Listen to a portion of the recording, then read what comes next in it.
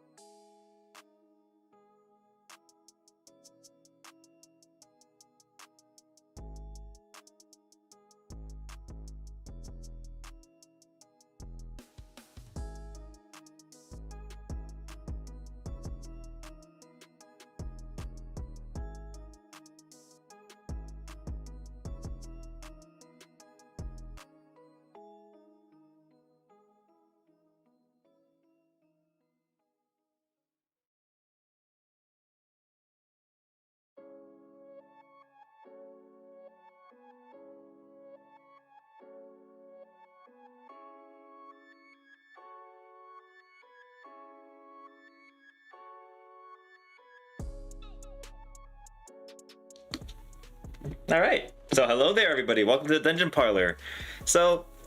Okay, making sure the audio works. Today I just wanted to have a chill stream today because I did have ideas for what to do today, but I did also have other ideas as well. This week is the week for all the news that came out with the Digital Next. So if there are viewers here, I would like to go ahead and, discuss about that. I do have my thoughts on it. Also, there's a couple of other things that came up news-wise this week. Unfortunately, I wanted to make some plans to dedicate time to that news, but I didn't. This is like one of the busiest week in terms of social life I've had, so unfortunately, I could not catch up to what I needed to get done. It's alright though, we're just having a chill stream today. With that being said though, what are we doing this chill stream? I could think about the future content that we'll have, but right now I'm actually thinking about something different. So in the theme of social things of that nature, I do meet up with some guys on Sundays to do something called GOAT format. And now I want to get into it with my own deck because I've been borrowing a deck from someone else on Sundays, and I want to try to come up with my own deck. And I didn't figure I want to make a dedicated episode to GOAT format, given how maybe not popular it is on Twitch. So again, this is just a chatting type of stream, so feel free to just talk about whatever you guys want. But in the meantime, I will go ahead and start thinking more about this deck. And I guess to introduce what deck we have here, this is a deck that I found online that I kind of found interesting in terms of GOAT format. Because not a lot of ways to get a quick effect removal from the field, and this deck really offers that with the introduction to Gearfried the Iron Knight. Something I didn't even think of as a deck until I saw this deck profile. The deck profile wasn't for a 50 card deck. I wanted to put my own spin on it, but the idea with this deck is that Gearfried, everybody knows Gearfried if they've been in the past formats for being notorious for loops. But what it actually does is if it's an equipped card on it, destroy it. Simple as that. Mandatory destruction of any equipped card you have. Now, back in the days, you had cards like Smoke Grenade the Thief, which, if you were to equip it to Gearfried, destroy it, it would wipe something from their hand. So it essentially offers more ways to remove cards from their hand. But not only that, they had another card too, Blast with Chains. So when it targets a face-up monster you control, equip it, and it gains 500. But if it's destroyed by a card effect while equipped, you can target a card in the field and destroy it. So this essentially offers a quick effect removal when it comes to Gearfried being on the field, which is why it feels really cool to have a deck like this, to take advantage of two cards that would otherwise never be used in the format, and just be able to use them for all of its power. This one specifically because quick effect removal in the game is not really there. Honestly, I think the best form of quick effect removal might be the one I can think of is Offering to the Doom, but it costs your draw phase, which becomes very important in these games. So it's if you were to, because the way I see it with Offering to the Doom is you better, if you're going to play this card, that means every other card in your deck has no way to remove a monster on the field, and so this is their best option to do so. So that's kind of my vibe with it. You're going to expend your draw phase to draw a card that could otherwise out the problem. And there are plenty of cards that out the problem there too, but none in the form of a quick effect. And that's kind of why I like this. It doesn't cost you a draw phase, it just gets you there. It gets you to destroy a monster as long as you have Gearfried on the field. Now, how we're going to get Gearfried on the field, I have no idea. I think you have to hard draw in this deck. We have things like Graceful, Upstart, and Pot to maybe make your deck more efficient to get to that win con of Gearfried Punish. But other than that, there's not really a lot of ways. Also, this format does have a lot of ways to remove cards on the field aside from that. So it's kind of an interesting deck. But I wanted to try to see if I could take advantage of this. Another deck I was trying to make, if in the topic of decks that we're trying to build today, we're gonna go for, where are you? These decks are actually ready. So something called Pac-Man, and I think Pac-Man versus version 2 is probably the best version I have of it in terms of theory crafting. So in this version of the deck, Pac-Man is given the name because of the acronyms that it was given. It has to do with a camel. I'm not going to remember the whole name. Something like Pac, where the C stands for camel, and man, yeah, it's just a weird acronym. I gotta remember the full acronym of it. But Pac-Man is essentially centered around a camel. Personally, though, I don't feel like it should. I have two of it though because it is a powerful card. The idea of this deck is that you are relying on your flip summon to take advantage of effects that trigger as a result of it. I'm running basically every card that does that. We have everything will read the same way. Once per turn, you can change this card to face down defense position. If this card is flip summon, yada yada yada, the effect applies. So in this case, the Swarm of Locusts is target one spell card your opponent controls, destroy that target. The Swarm of Scarabs and the Medusa Worm say the same thing. Target one monster your opponent controls, destroy that target.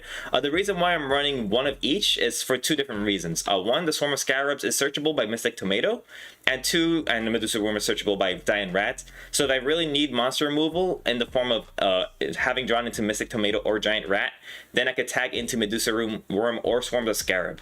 I don't run multiple of them because these are weak monsters, and I don't want to get punished by a Zero Priest.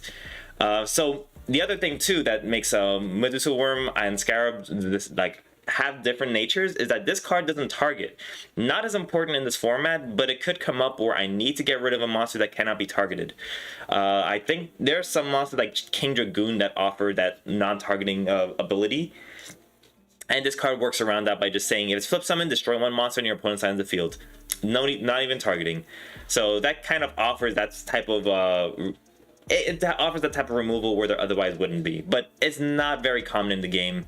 The reason why I've just run these is mainly because I'm running the Mystic Tomato and Giant Rat, which, by the way, great addition to the deck. I'm not sure why people don't do it. I'm gonna figure out, I guess, in the future. But the idea with this is that these are easy, like, tag out monsters. The goal of this deck is to get to these guys on the field and take advantage of them. Setting a Mystic Tomato first turn without any of your protectors means that if they ram into your monster, you could just keep summoning Mystic Tomatoes until they attack with their last monster, and then you summon out your Swarm, your Scarabs, or any of their monsters depending on which one you have, and you basically got yourself an established board of like removal. If you have a problem with monsters, let your last monster be Swarm of Scarabs or Medusa Worm. If your problem is back row, you go to Swarm of Locust, or I guess with the Earth monsters you don't have that ability to go to a back row, but you could just go into Deslacuda and then draw a card and maybe draw an out. So it basically offers that variety when you have these cards on the field. Other versions of the deck I've seen is like run 3 of each of these guys and you're gonna be fine. And I'm starting to think that this is the better way to run it, just because sure you could draw into them and set them, but if they can out it by just attacking over it and you have no protection for that, then you're kind of screwed. So I say, like, go ahead and attack into these guys and then I'll establish my board later. Now, another interesting addition I've added is the Pyramid Turtle, along with, the Giant Rat and the Mystic Tomato. Pyramid Turtle summons a zombie monster, which is in fact Deslacuda. But not only that, it could summon out other 2,000 defense or less zombie monsters, which is, I chose Patrician of Darkness, which I saw a lot of profiles like think, okay, this is actually a nice addition. If you get to summon it, basically you get to reroute all the attacks to this guy, and it becomes like a monster version of monster protection, which is really cool. But what I like about this is that it could be summoned by Pyramid Turtle. So Pyramid Turtle can summon Deslacuda if you need that ramp. If you already have this established board state and you need to protect it, you could go into Patrician of Darkness. So I figured running 3 or 2 of this is fine. I'm running 2 because I want to lower down my monster count. You can't not summon Dark Death Spirit, but this definitely has a very powerful effect when it comes to monster removal. Because all of your monsters go to face down defense position, Dark Death Spirit's ability when it's normal summoned or flipped face up, funny enough, when it's flipped face up, so it definitely synergizes in that respects, you can destroy all face-up monsters on the field. Most likely it's going to be all your opponent's face-up monsters, because all of your monsters are going to be face down.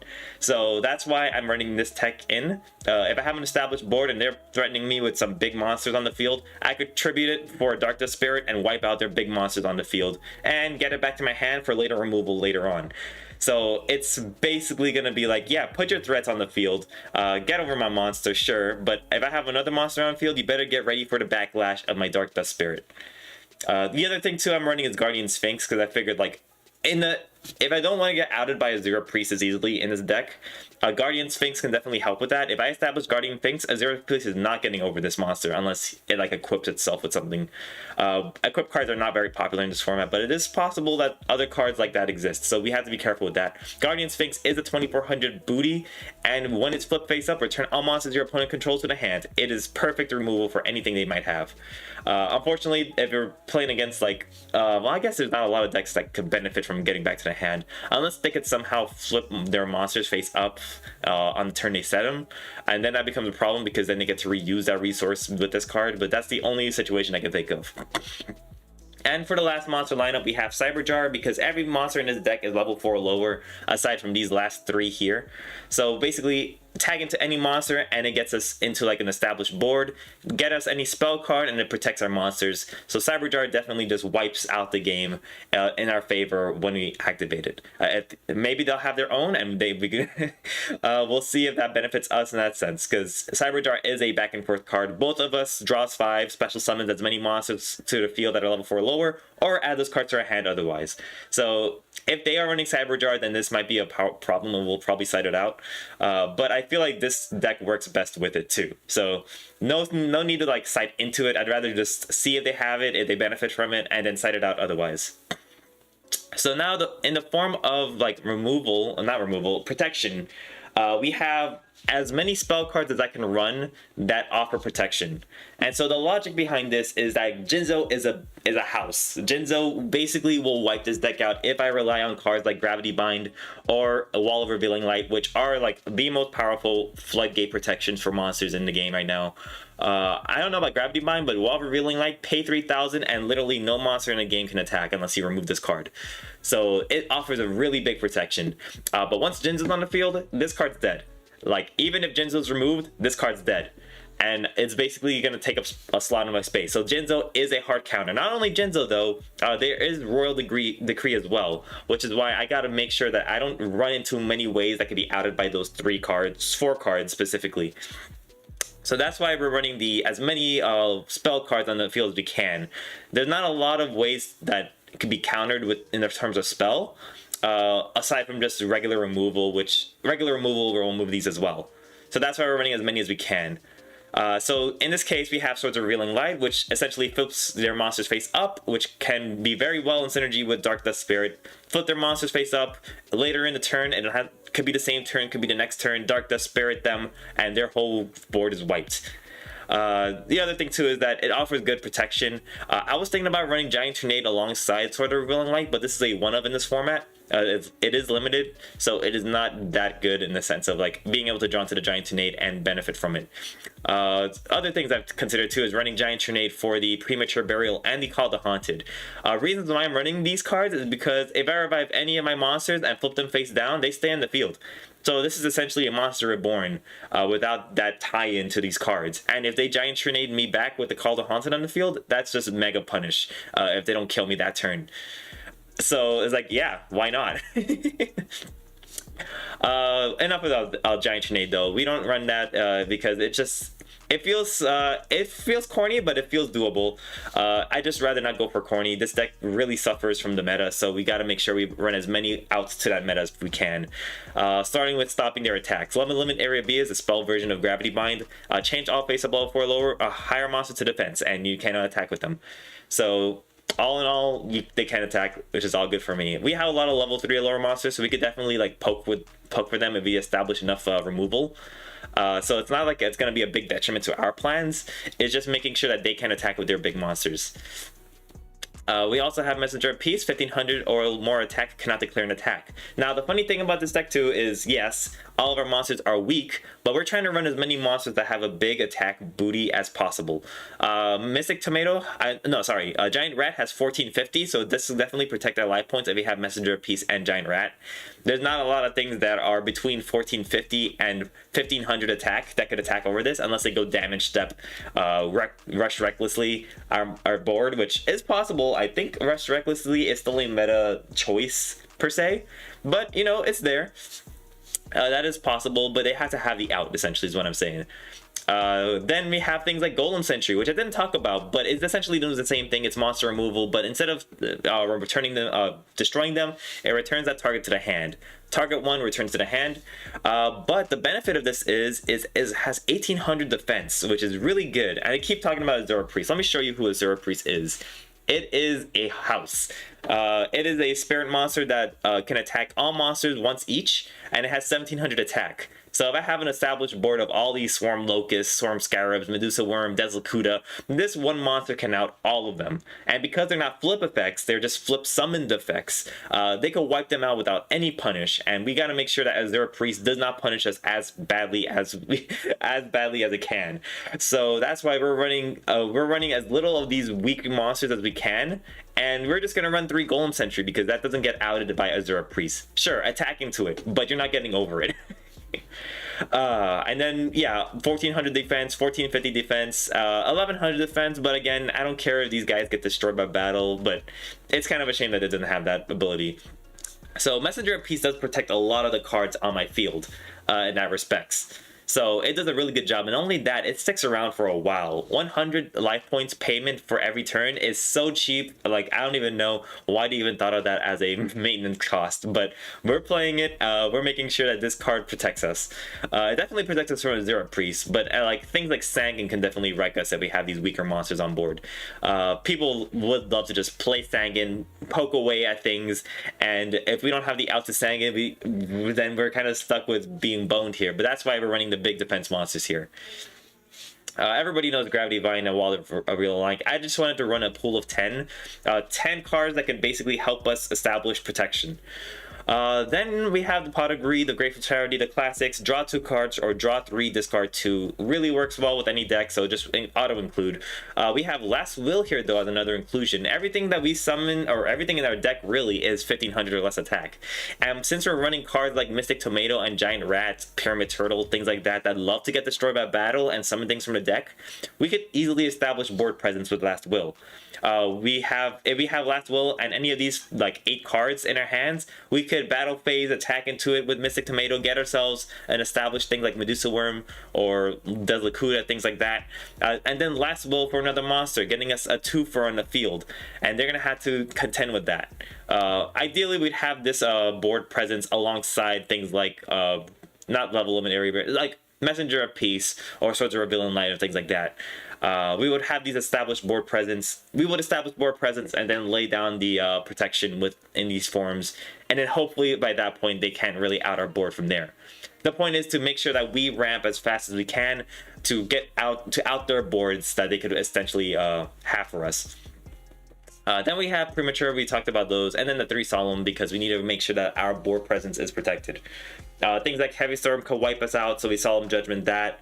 Magician of Faith is, funny enough, a way to remove this type of deck, which is unfortunate, to Solemn Judgment a Magician of Faith, because there's flip control out there. With the presence of like 3 Book of Moons in the format, Magician of Faith can be such a detriment if they have things like looping Nobleman of the Priest, Nobleman of something, Execution maybe. And then they could loop things like Heavy Storm and just things that could really out our boards. Magician of Faith is really a problem. I gotta get rid of it. Other than that though, it feels like that's kind of the deck we have going for us. Then we have other things that we run in our side deck. We can tag into the Heavy Storm in theory. We do have like things that don't really care to get destroyed by battle, and if they really feel comfortable like running a bunch of back row stuff, we could slide into that and really wipe them out in that sense, because they won't expect us to run Heavy Storm. But if we run Heavy Storm and they're like running a bit, like, yeah, basically running Heavy Storm is basically a counterplay to their idea of, oh, we're not going to get Heavy Stormed from a deck that heavily relies on our back row. Secretly, we don't. Like I said, we have a lot of high defense monsters that could really that don't really care if they get attacked by weak monsters or get destroyed by battle. So it's like, go ahead, attack into my deck. That's the type of mentality I have. Then we have cards like Trap Dust Shoot, which if we know we're going first, or even if we're going second, they could try to not put a lot of board presence late game, and then Trap Dust Shoot will punish them for that. So the idea is that why summon a monster if the Swarm of Scarabs is gonna destroy it? Why set a back row if the Swarm of Locusts is gonna destroy it? Why do anything? Why not just keep things in our hand and then just draw into the out and then build a board presence? And that thought process will get punished by cards like Trap Dust Shoot. Then the last card in our pool is going to be Stealth Bird, which is an interesting inclusion. If they do have a lot of high attack monsters that they can get into, I might want to switch into a burnt strategy because, funny enough, this has 1700 defense. Still not a Zero Priest level of destruction. So if they like side into a Zero Priest like crazy, then we could go Stealth Bird and then try to burn them for game in the follow-up, instead of trying to like wipe out their board and things like that. So that is another potential. I'm trying to remember why I'm running the Hollowed Life Barrier.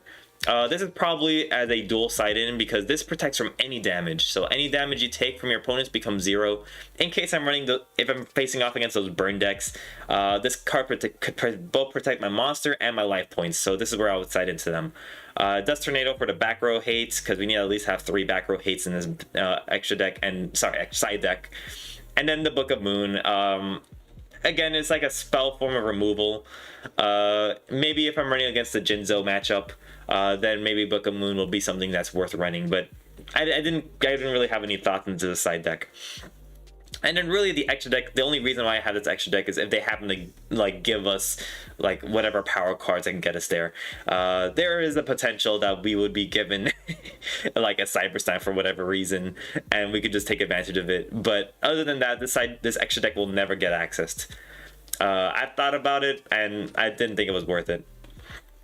And so this is the deck profile. So I hope you guys enjoyed that. Let me go ahead and maybe do some test runs with it so we can go ahead and start talking about other things. So let's go ahead and make this a default. And let's see if there's any GOAT control formats out there. And then we can maybe theory craft some more things later.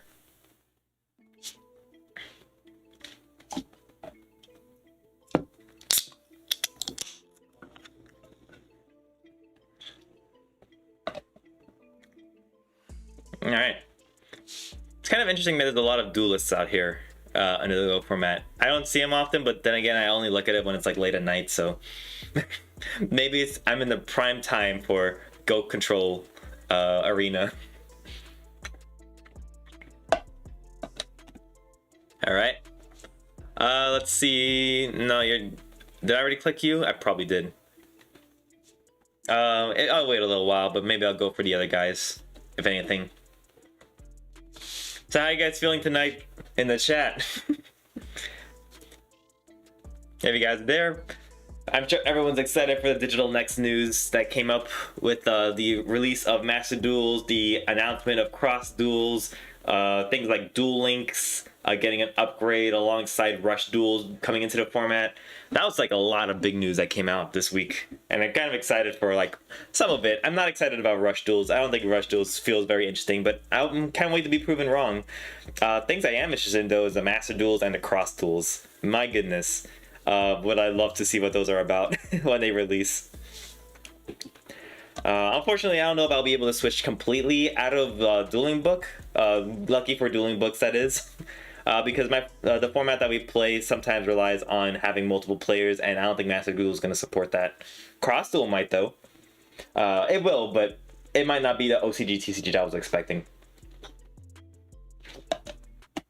Alright, we've waited long enough for him. He's just chilling there for no reason. Alright.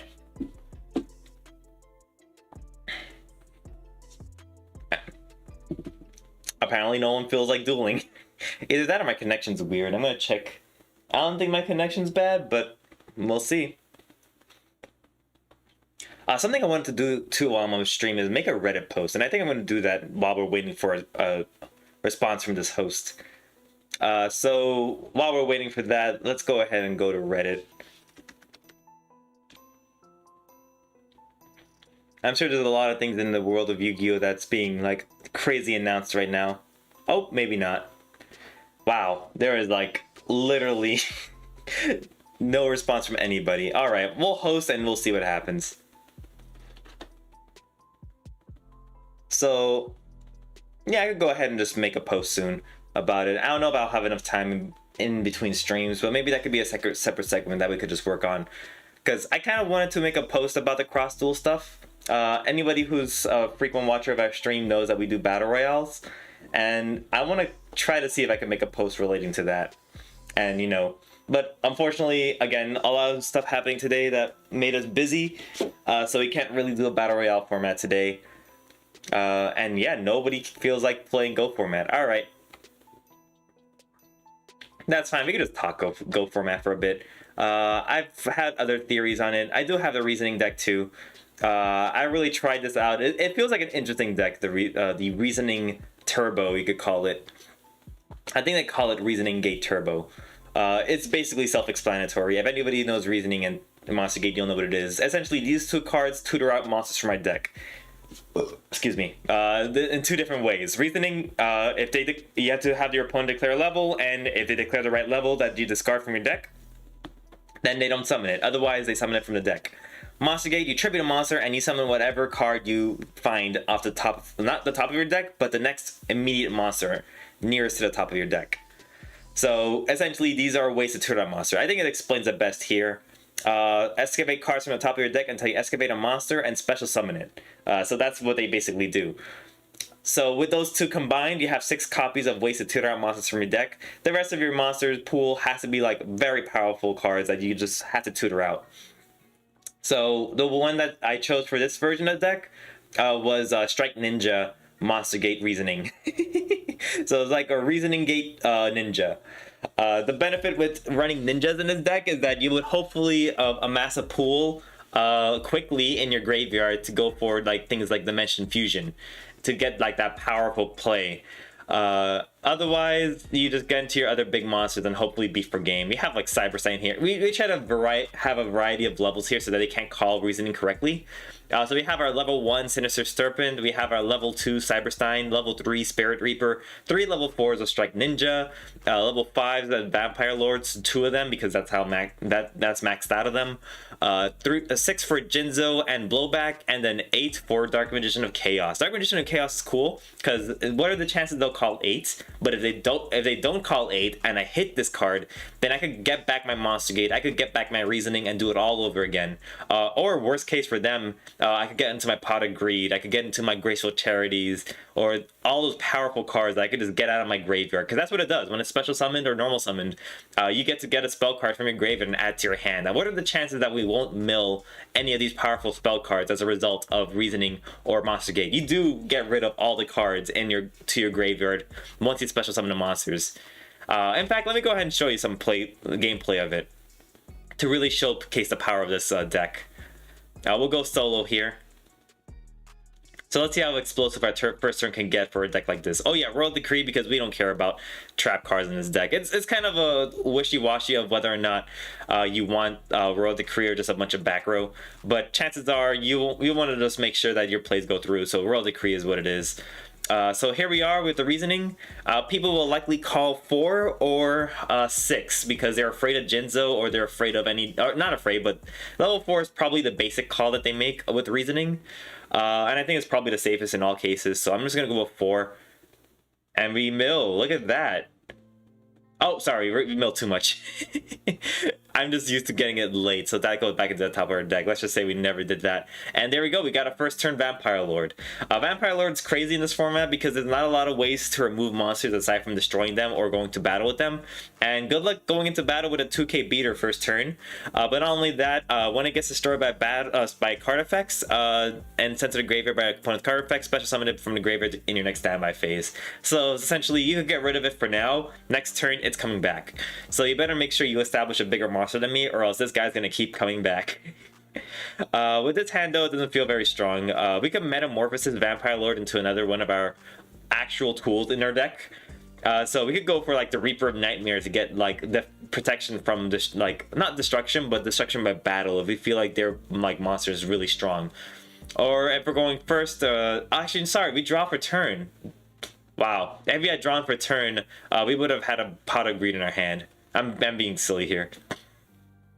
So with that pot of greed in our hand, that makes our turn a lot better. Let's see what we could get off the top. I think we already know it's Jinzo and something else.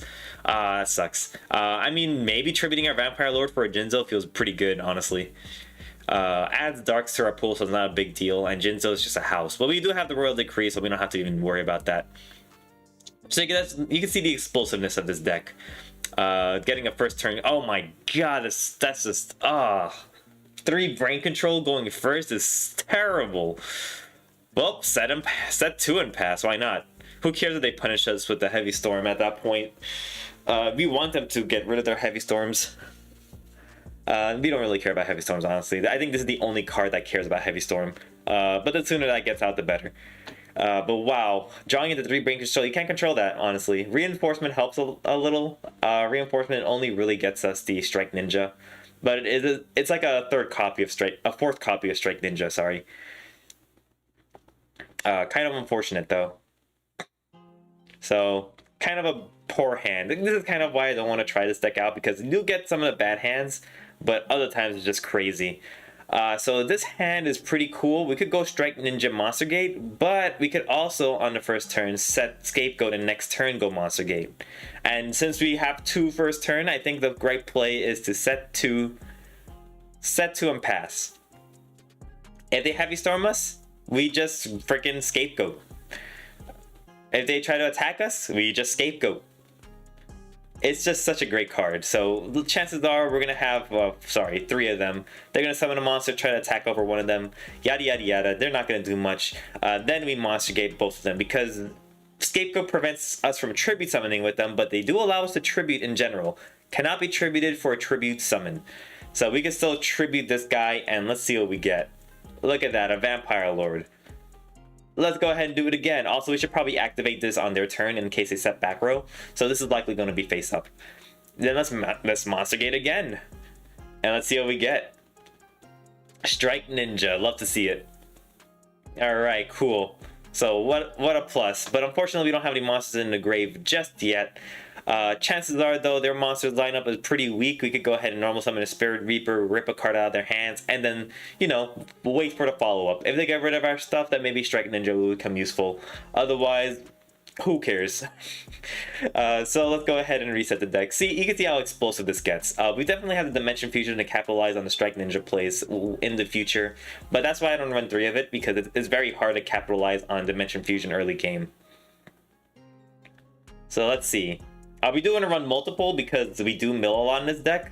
Unfortunately, I think this version we will be milling a lot because we just drew into 5 monsters. Wow. All right, cool. We set and pass. Next turn, they're likely not getting over this unless they happen to have like Nobleman or Cross Out or some other targeting effect they want to waste on it. Ooh, Metamorphosis on this guy is useless. Blowback is pretty cool though to summon right now. Do I want to though? Probably not. I mean, what I could realistically do is Snatch Steal one of the monsters that they summoned, tribute them both for Dark Magician of Chaos, and then grab back the Snatch Steal. That's a really powerful play. Because then they'll know that I have the threat of Snatch Steal in my hand, but I don't lose advantage or tempo, and I have a 2800 beater that just banishes anything it attacks. Let's see, actually, if this card destroys an opponent's monster, so it can't out a Spirit Reaper, but it's still pretty cool. And then worst case, you can Metamorphosis it away into a Gatlin Dragon to just blow up their boards later on. So all in all, looking pretty good. Not a bad board state.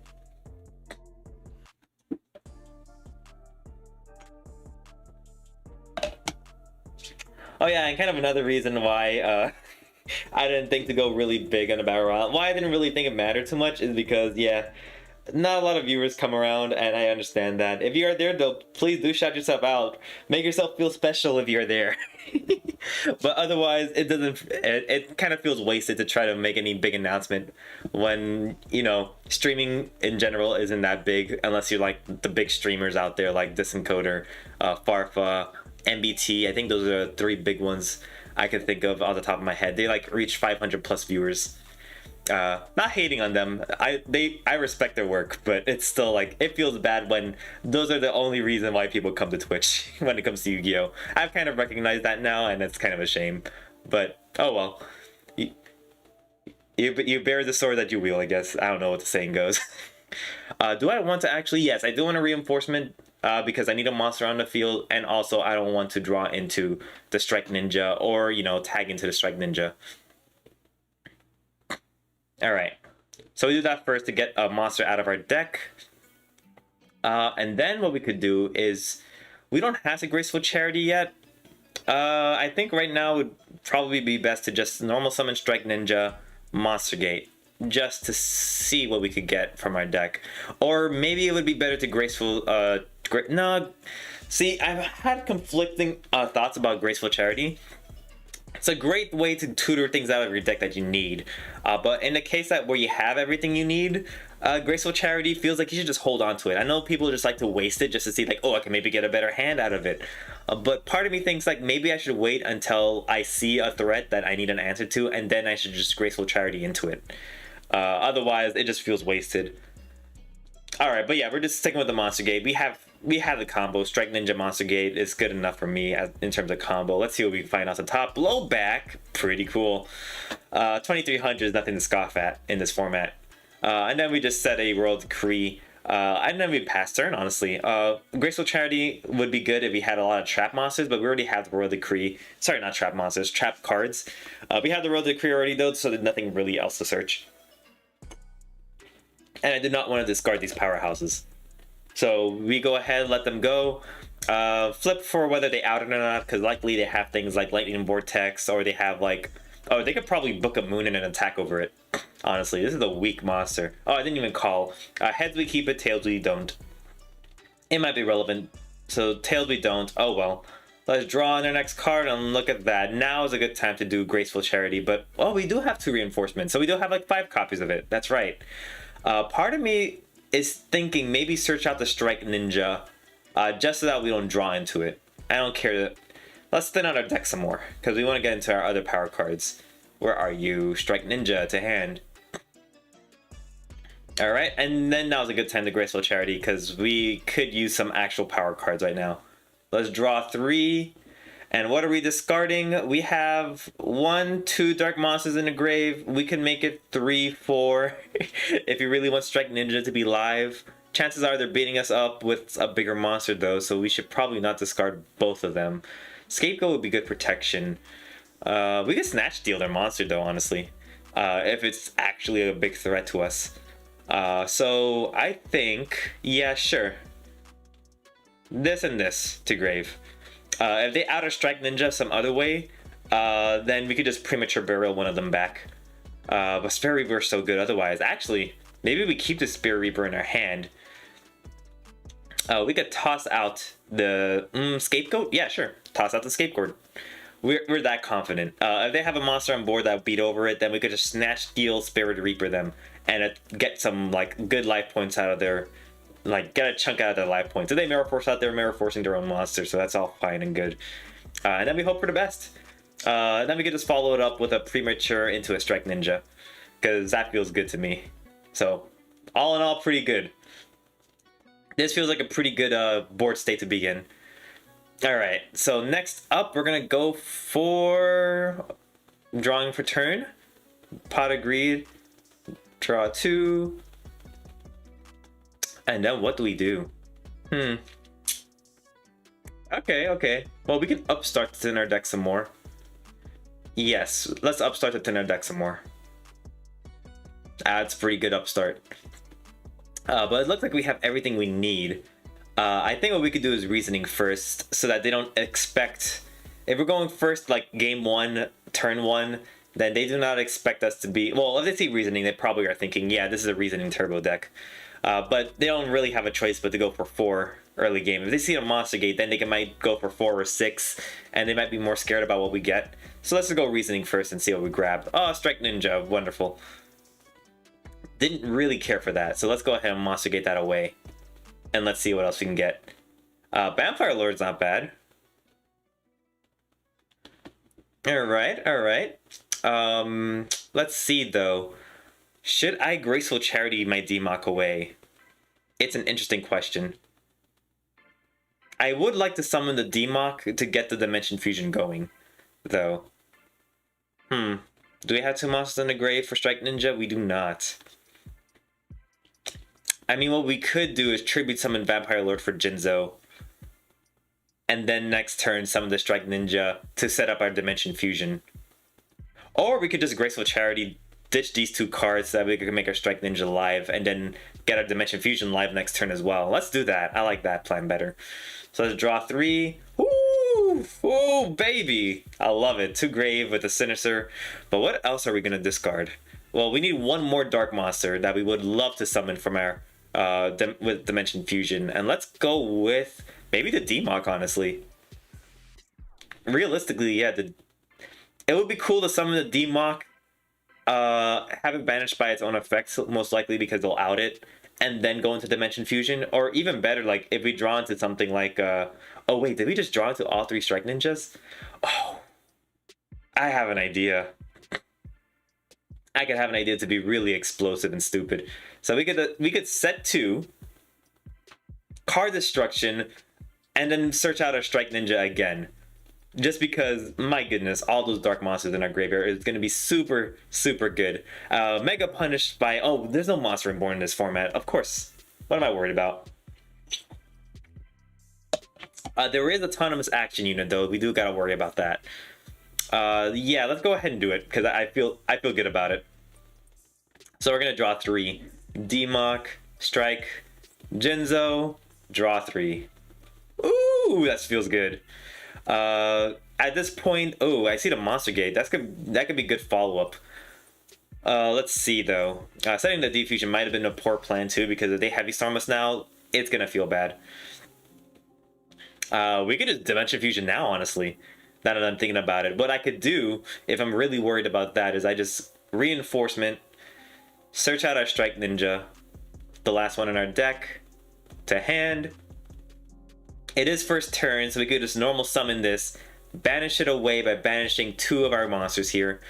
We're gonna go for double Strike Ninja would be funny, but no, I think what'll be better is banishing this and this, because god damn, those are good.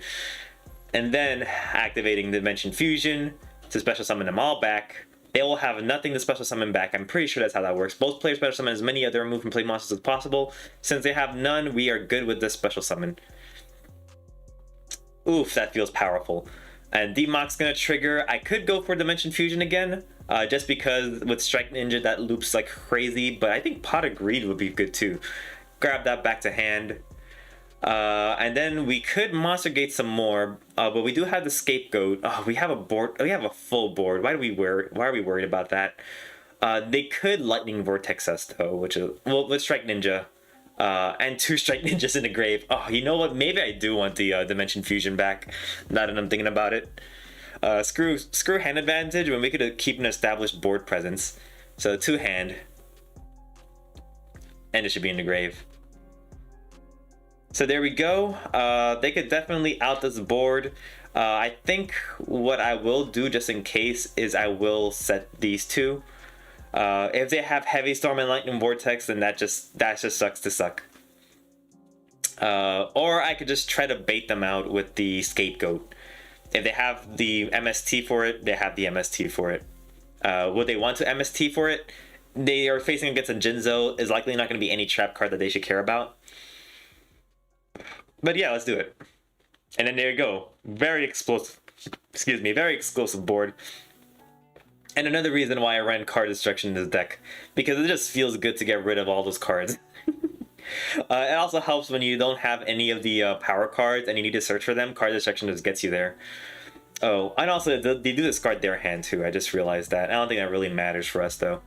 Nothing to discard is gonna matter unless their next hand is like broken with like premature Call the Haunted, stuff like that. All right, so we feel good with that. You know what? Let's see how that actually works out in a regular. Wow, nobody's in Go format anymore. Okay, never mind then. We're not playing Go format this stream. See, that's kind of why I'm not dedicating an entire stream to Go format, because not a lot of people play it online. But hey, it's out there now. I did the go format thing, so it's good to see. But this deck really feels good. When it pops off hard. But you could really brick with this deck. Like drawing 3 monster gates and no monsters can happen. Getting a bad call from reasoning happens. It's just like a lot of pain with this deck. And am I really siding well with this deck either? Yeah, it's hard to say. But yeah. All right. But with that being said, what else can we try out? And maybe just go for some regular duels, or just do the Reddit's post. I don't think anybody here is anybody here watching can let me know what they want to do. But I think I'm probably gonna transition over to like if I do a Reddit post now, it's gonna feel wasted. I might just make a dedicated stream for another time for that. Not for like Reddit posting, but you know, like getting the announcement out. So let's just go into another deck and have fun with it. Let's see. I've been wanting to test out a deck, or a couple of decks. Like all of these decks here are probably I want to test out. But let's see which is the most recent deck I've been working on. PK Fire is pretty much done. I've been working on a Utopia deck. Alright, I guess we could talk about this deck here a little bit. So this deck is inspired by Joker Straight, which I feel like is a really powerful extender that's being released in the TCG. Discard 1 card, special summon 1 Queen's Knight out from your deck, and add 1 King's Knight or Jack's Knight from your deck to your hand, and immediately summon it, normal summon it when this effect resolves. So what that means is that essentially establishes 3 bodies on board without wasting a normal summon. The drawback is that you are restricted from special summoning any monster from the extra deck for the rest of this turn except light warrior monsters. But guess what? Utopia's all light warriors, baby! So we are going to try this deck out. I think the right ratios I feel is like 2 Queen's Knight, 1 King's Knight, and 1 Jack Knight. So essentially Joker Straight gets us into, well, we should probably run multiple Queen's Knight, honestly. Queen's Knight. So maybe a ratio of 3 Queen's Knight, 1 King's Knight, and 1 Jack's Knight. Because when I see this effect, I can add one or the other from your deck to then immediately normal summon them. So at worst, if I draw into King's Knight, I can still search out the Jack's Knight. If I draw into Jack's Knight, I still get the King's Knight to normal summon itself out. So it's not a feels bad if I draw into either of these. But I do not want to like get more than 2 of them. I do not want to max out on these. Something else I want to take advantage of too is XYZ change tactic. Alright, cool. So then we have all these other utopic cards that we want to run. So I think this card, if it's an XYZ on the field, you can special summon this card. Send 1 other card from your hand or field to the graveyard to add 1 of these XYZ, Automata, or Zexal cards, or number spell cards from your deck to your hand. The only reason we're running 3 of this is that we could run the XYZ change tactics. We need to get this card ASAP because when you summon a Utopia, you draw a card at the cost of 500 life points. But you're drawing cards, who cares at that point? Which also means we need to draw a lot of good cards too. So let's see.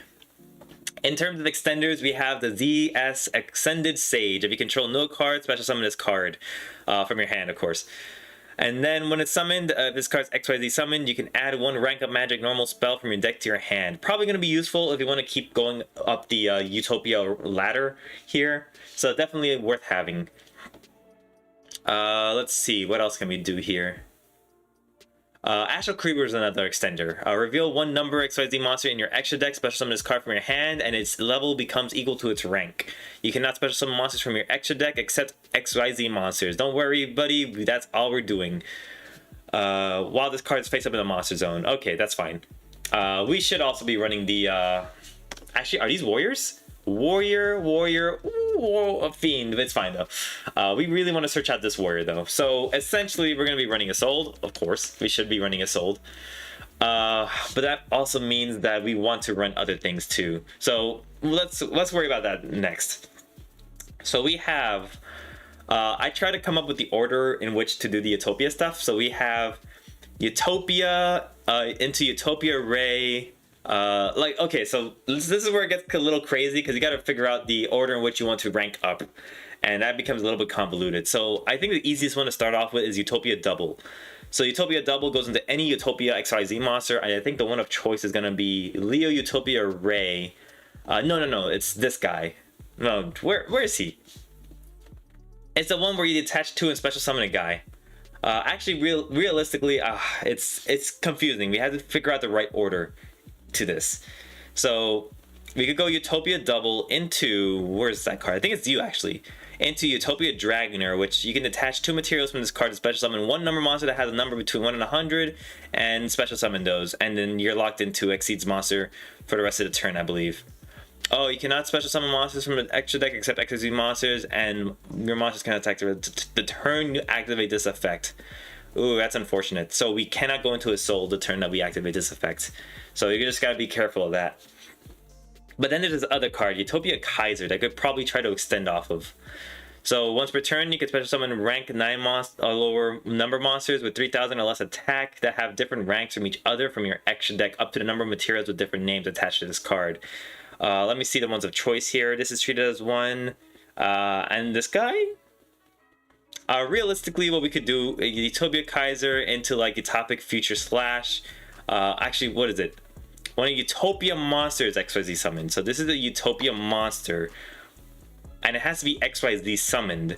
So we want to summon Utopia to get things like Utopia the Lightning attached to it.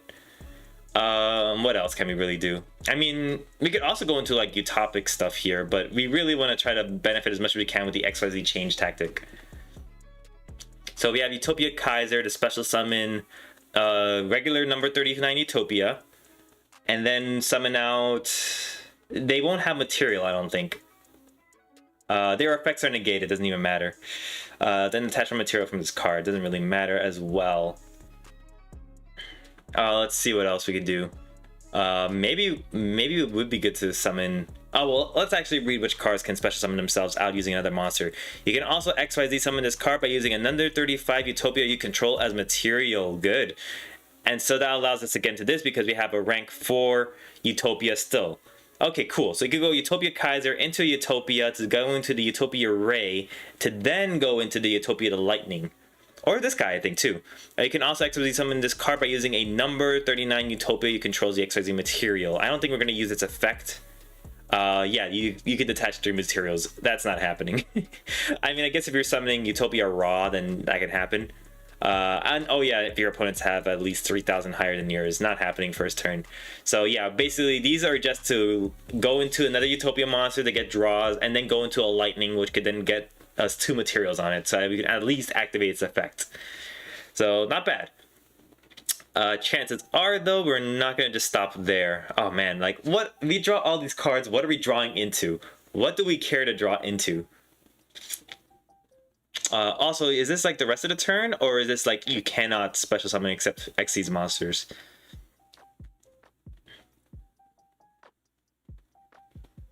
Okay, I'm trying to read this card. For the rest of this turn, unless this card was negated, you cannot special summon any battle damage you take becomes halved. While I control number, this card cannot be destroyed by battle card effects. Probably gonna happen, honestly. Alright. Alright, because that could be summoned by this guy. Pretty nice, but its effects are negated, so it doesn't even matter. Oh, but it is a Galaxy Eye. Ooh, that'd be pretty cheeky. There are some Galaxy Eye monsters that we could rank up to. Let's see them. Galaxy Eye. Okay, so I believe the combo goes, you start off with the Galaxy Eye full armor. No, this is where you go into. You can also XYZ summon this card by using a Galaxy Eye XYZ monster you control as material except itself. Oh no, except full armor, full time. Oh no, except itself, yeah. So once per turn, you can target up to 2 equipped cards equipped to this card, attach them. Once per turn, you can attach a material from this card and target 1 face-up card your opponent controls. So yeah, honestly, we could just go Utopia Kaiser into number 90 Galaxy Eye Photon Lord to then go into Galaxy Eye Full Armor Photon Dragon to then go into what else? There's another card, probably the Cypher Dragon, was it? No. Actually, I think this is the one you start off with. Maybe. Once per turn, you can detach material, then target 1 face of monster your opponent controls. Monster you control can now attack for the rest of the turn.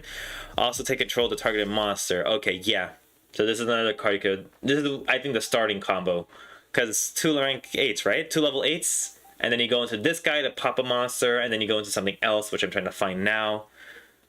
Where are you? That's banned. This might be the one. Cypher Blade. He can also XYZ summon using a rank 8 Galaxy Eyes XYZ monster you control as material. Cannot be used as material for an XYZ summon afterwards. Once per turn, you can attach one material from this card, attack one card in the field and destroy it. So yeah, honestly, yeah. Utopia Kaiser into the Galaxy Eye Photon Lord, into the full armor, into the Cypher Blade. And then you just plus like crazy. Oh, but wait a minute, you can't do that, because are they warriors? These are dragons.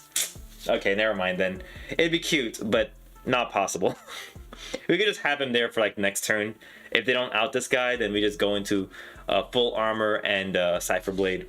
That is a possibility, but I think this is just a gimmick at this point. Alright.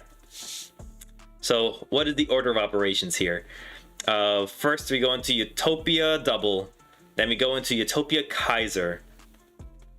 Then we summon with Utopia Kaiser a regular Utopia. Do we just summon 2 regular Utopias out of this? Maybe. Oh, it had to be with different names though, right? That have different ranks from each other. Okay, so it can't just be that. We could go into Utopia Roots. Why are you not doing that? There you go. And then these require specifically number 39. Is this also treated as number 30? Oh my god, it is. Yeah, but this requires specifically number 39 Utopia. Hey, Mobile Ace, welcome to the stream. This is a chill stream today. Basically, it is what it is. We're just coming up with new decks. We're just talking Yu-Gi-Oh! Especially with all the announcements released, I figured that we should give some time to that instead of whatever content I was thinking up. So if you have any thoughts, go for it. With that being said, though, I'm looking to make a Utopia deck. If you want to just talk deck building, we do have a card I want to take advantage of, which is called Joker Straight. Essentially, this is a crazy extender for Utopia, I feel.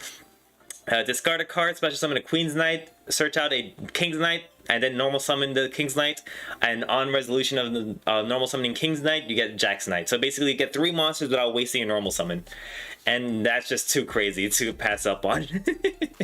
So that's why I'm really considering Joker Straight in this strategy. And then trying to use this grind with the Utopia to just draw a lot of cards and just get amass so much advantage from there. But let's see what we can this is where I'm trying to come up with the combo lines. Like, okay, we have a Queen's Knight and a King's Knight. Where do we go from there? So my thought is go to Utopia Double. Utopia Double effect to go into Utopia Kaiser. Utopia Kaiser effect to get Utopia and Utopia Roots out. That's still debatable, the last part. Utopia into either Utopia Ray or Utopia Prime, and then Utopia into Utopia the Lightning. So that in total should be 1, 2. Well, actually, does this count as XYZ summon? Let me see. This is treated as an XYZ summon. Perfect. So that means 1, 2, 3, 4 draws with XYZ change tactic on the board. So very possible. Another thing we could try to do is we could try to link away. Like we have Queens, Kings, and Jacks. We could link into an Isolde. Isolde search out the Utopic Astral Hope and then just extend from there. Because we could also then use Isolde's secondary effect, which I should prepare for that too. Durandal. Perfect. We have a Durandal. We have a Divine Sword. Screw it. We have the Cursed Bamboo. And we have Broken Bamboo, maybe. I don't know. Let's see. What other good... we need one more good equip card. I'm trying to think of any good equip cards out there. You know what? Equip. Not banned. Limited. Oh, okay, there's none. And there's none that's semi, but there's plenty there. But look at all these good cards that we could have... That's fine. Then what are there in terms of spell equip cards that we can use? I mean, Living Fossil's not bad. So there you go, 4. But we should run one more just in case. Yeah, if we're running the Cursed Bamboo, we have to run the Broken Bamboo, I feel.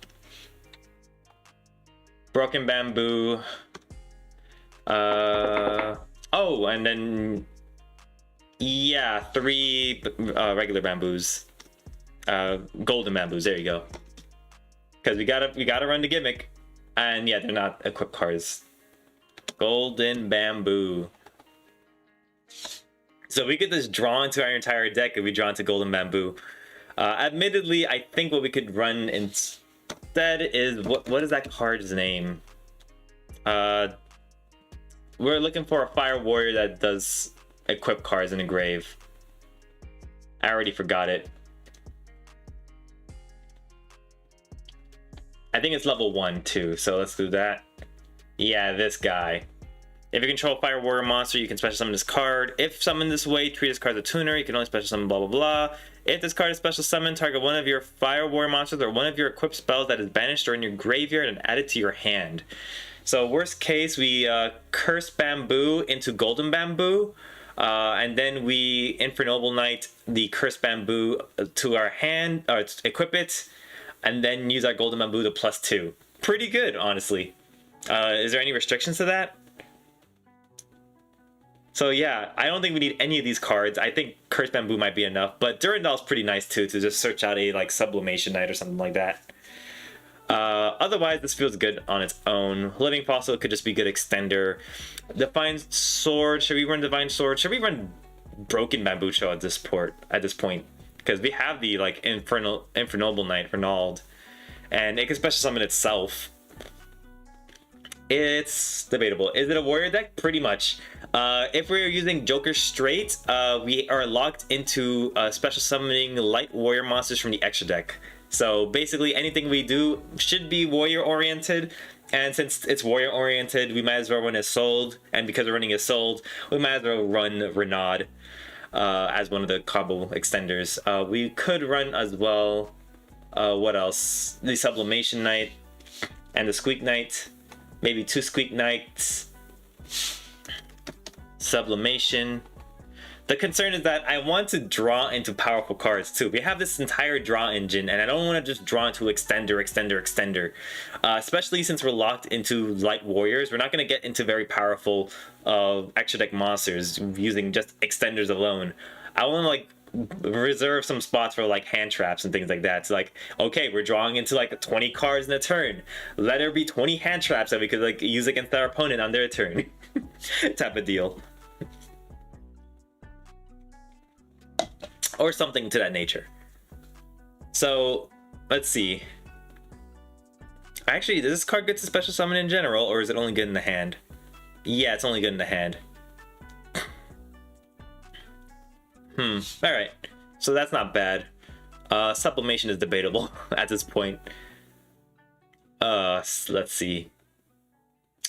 Oh, we could run more extenders in the form of what's that card? Frick, that card that special summons normal monsters from the deck. It's a spell. Spell. Level 4 or lower. Not lover, lower. I'll know by picture. Normal monster. Wait, what? Really? Oh, unexpected die. There you go. Because we're running 3 Queen's Knight, we could run this card to just add as an extender. So, yep, control the monster, special summon that. Oh, but if I control the monster somewhere else, it said that too. This guy. ZS Ascended Sage will conflict with this card. If you control no cards, special summon this card. Unexpected Die will definitely conflict with that, and I think we'd want to prioritize this more. Because this guy has an effect. Add 1 rank of magic, normal spell. Okay, maybe not as important. I'll consider it. I'll put it into the side until then. We do have like a Jax Knight here that we could try to take advantage of. It's just a matter of how we take advantage of it. So but at the same time too, what are the chances? Like, we're trying to draw a three of in a 40 card deck. Not looking likely. So maybe we would just want extenders to see if we can get to a sold. Also, does this restrict us at all into just XYZ summoning any of these cards? I think this one restricts us in while it's face up on a field. This one doesn't do any of that, so that's good. Alright, so these are fine additions. Alright, perfect. Alright, so I should organize this better. So we have these cards that all worked in tandem together. All right. Realistically, I should run the unexpected die to take advantage of these 3 normal monsters in our deck. Yeah, we probably should. ZS Extended could just be normal summoned at worst, right? Yeah, it could just be normal summoned. Also, we don't really care about this effect, do we? Honestly, yeah, I don't really care about that effect to get a rank up magic normal spell. I guess I'd have to see what the rank up magic normal spells are. Let's see what they are. Rank up magic. Did I spell it wrong? Oh, it's 2 hyphens. Weird. Normal spell. Let's go. All right, so we're adding something to our hand, right? Oh, it's probably gonna be this one. It feels like they want me to. This just screams out Utopia. So let's find out. Target one XYZ monster you control, special summon from your extra deck, 1 Utopia, look at that, or ZW monster that is 1 rank higher than that monster you control by using it as a material. And if you do, take 1 ZW or ZS monster from your deck and place it on top of your deck. Now, why is that? Oh, well, I guess that makes sense. Because this is treated as a XYZ summon, right? Yes, this is treated as an Excuse me. Since it's treated as an XYZ summon... Oh my god, this... Yeah, I know. Could I deal you after and you can run it OS Assault? Yeah, I know, I'm gonna run Assault, don't worry. I'm trying to figure out the combination into which that we do this. But yeah, I'll definitely deal you afterwards. Definitely happening. We have plenty of time. So I'm again though we have a lot to like theorize here in terms of what to come up with. Oh, Sublimation Knight. We're not worrying about that just yet. We're wondering of the value of the ZS Ascended Sage. Alright, how about this guy? Special summon Wonders of Utopia already on the field. Send one other card from your hand to the field to the grave and then add that to your hand. Yeah, that's fine. Yeah, okay. I mean, we could have multiple of these guys, right? 1 Utopia monsters XYZ summon. I mean, I think you could have multiple and then just pay the life points to draw. Oh my god, I just realized. You can only draw 7 cards without gaining life points. How do we gain life points in this deck? Probably with Utopia Prime, right? Nope. Pay life points, so you only have 10. Wrong card. How about this guy? How do you gain life points in this deck? Oh boy. Okay, we have to look into that. But okay, so we're gonna Seeds Exile Force. Anything else? This is Raid Raptor, Raid Raptor, Raid Raptor. Number C may be relevant. Rank up. Target 1 rank 4 XP monster you control. Special summon for extra deck rank number C. Sure. Get more C's. Sure.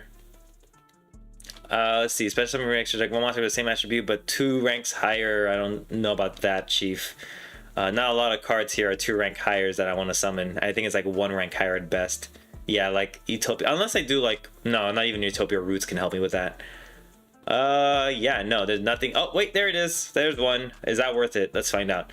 If this is summon, the attack of all monsters your opponent controls becomes 0 once per turn detached. Target one. Oh, gain. I just read it there. Gain 1250 life points. That gets us like 2 draws. We need more ways to gain life points in this deck. We need to take advantage of XYZ change tactics, and we don't have the life points to take advantage of change tactics. Come on. Alright, let's see. Is there anything that could help us with this? I mean... No. I'll look for it later. But it's kind of funny that that actually synergizes with that. We'll do it. We'll add it there just in case. Target 1 rank 5 or higher XYZ monster, special summon from your extra deck at number C, sure. Target 1 or more XYZ monsters in each graveyard, all the same rank. I don't even know, I'll just add it anyways. Ooh, oh, I have to draw for your normal draw. Never mind, it's dead otherwise. So forget that card. Target 1 rank 9 or lower Utopia. Special summon 1 from your extra deck. 1 as rank 10 or higher Utopia. Okay, okay, I like that. I like that a lot. So we could make another Utopia Kaiser if it's not a hard once per turn. It does not look like it's a hard once per turn. It's just a soft once per turn. Gotta love it. We could just extend like crazy with this deck.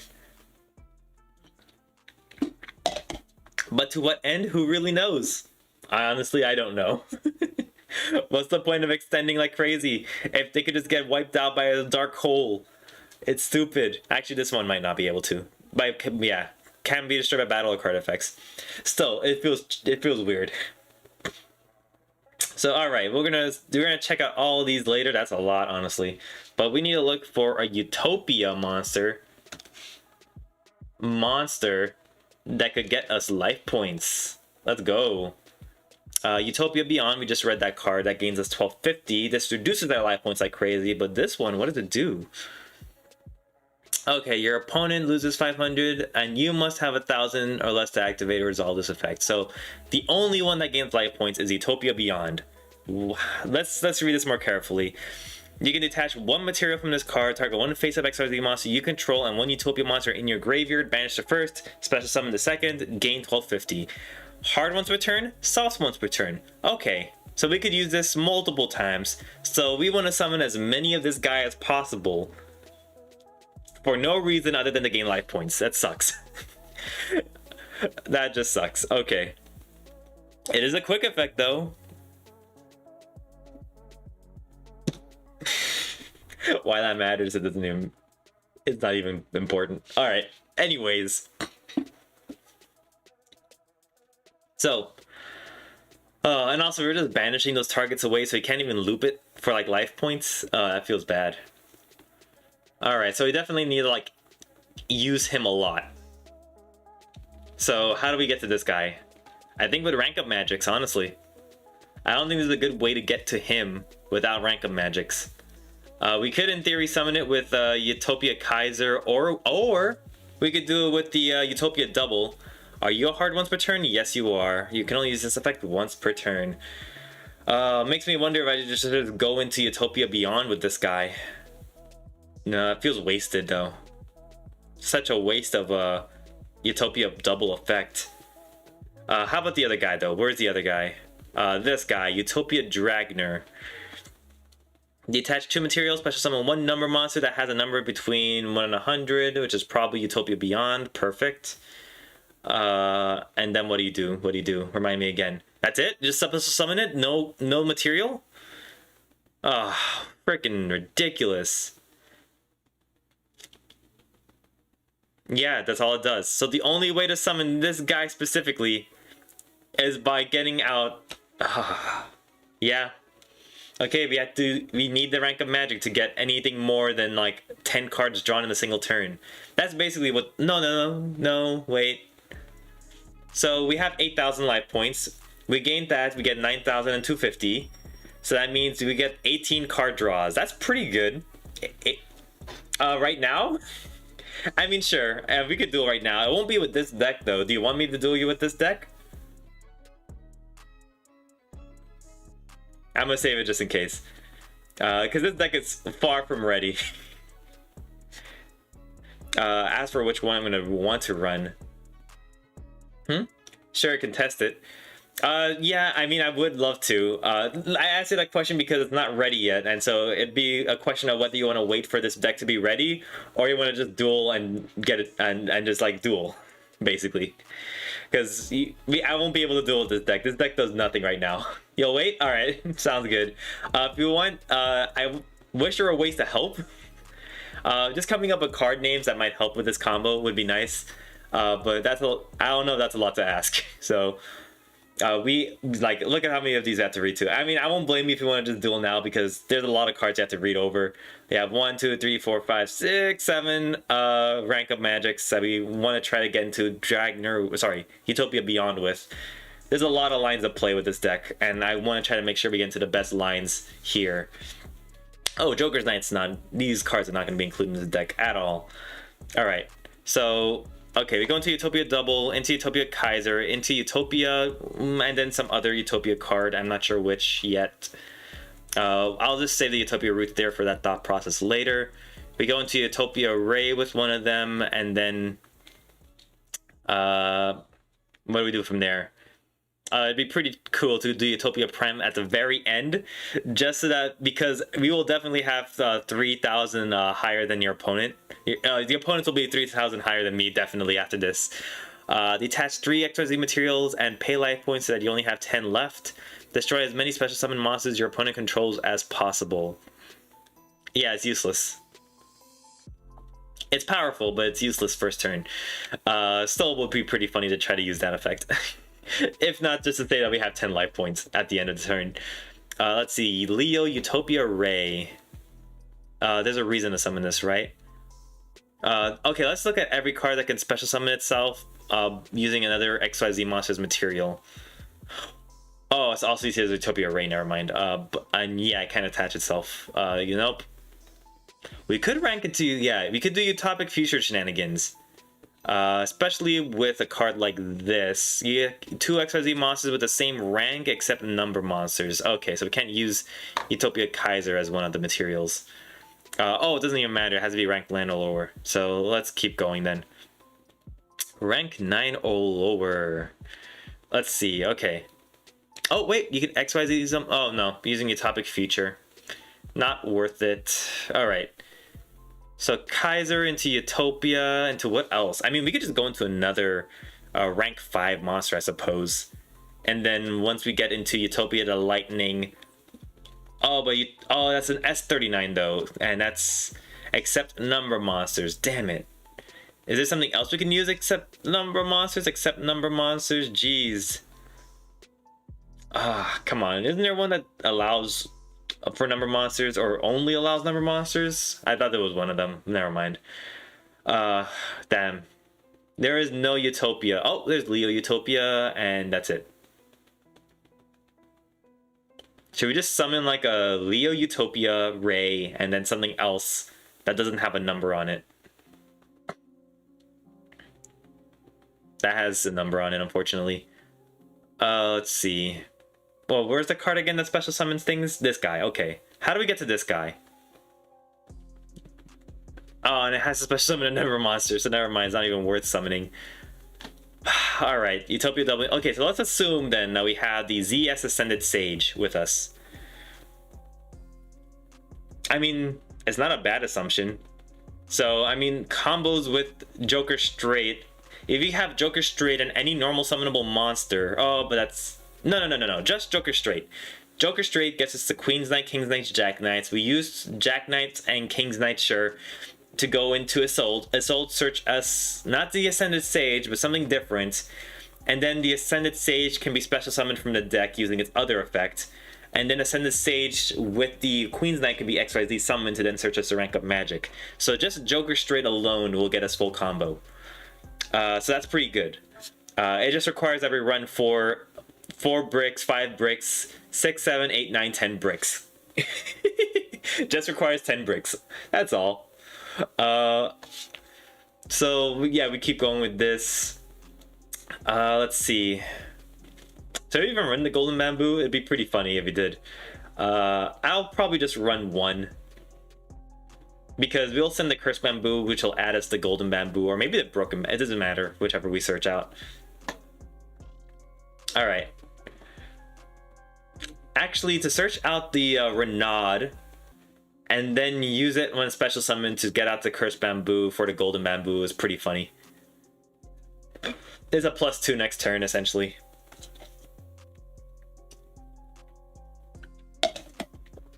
Alright. But we don't want a next turn as a thing. Doesn't matter. Alright. So we summoned that. What else are we summoning? Can we exceed... So these are the only 2 cards that can be summoned this way. Specifically with number 39 Utopia as a material. Alright. Is there anything else we could summon with this though? I mean, we were really relying on the rank of magic then to facilitate more plays. So let's see what the rank of magic has for us. Target 1, do that, and then place one of the ZS or ZW cards on top of our deck. Which one would we want? We only have this ZS monster, and that's a hard once per turn, right? You can only use this effect once per turn, yep. Alright, so let's look for the ZS and ZW cards that we'd want for our combos. Wait, what? ZS space? Is that right? Yes, ZS space. Wow, okay. Arm Sage. If the only monster you control is one level 4 lower, level 4 monster not named ZS Arm Sage, special summon this, and if it's XYZ summon, add a ZW monster from your deck to your hand. Don't care.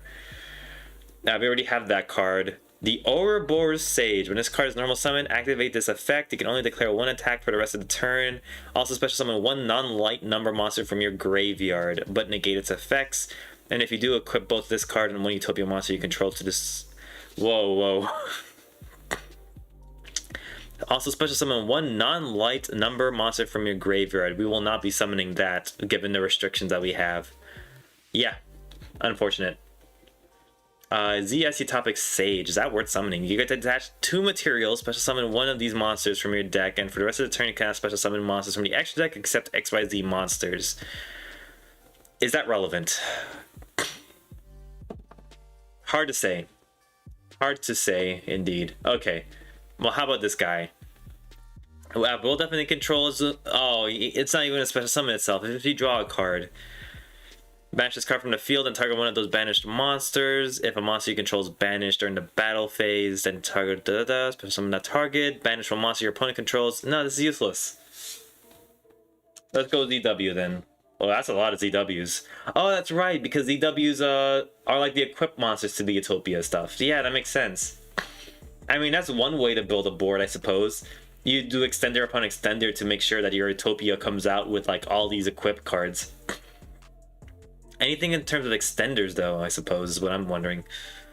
When this card's normal summon, target one ZX monster you control. ZW, you control special summon it. That special not targeting the defense. Oh, only if it's equipped. Useless. Target one Utopia monster you control and equip this card. When the equipped monster is destroyed, it destroys itself. I'm sure that's what. Oh, no, it doesn't. You can target one ZW monster in your graveyard and add that target to your hand. That's weird. Okay, not worth it. No, seriously, what's the point of any of these cards? I get the point. I don't know if it's worth it for me to run this specifically if they don't offer an extender. Target one of your banished XYZ monsters, special summon it in face up defense. You can target one Utopia monster you control and equip it.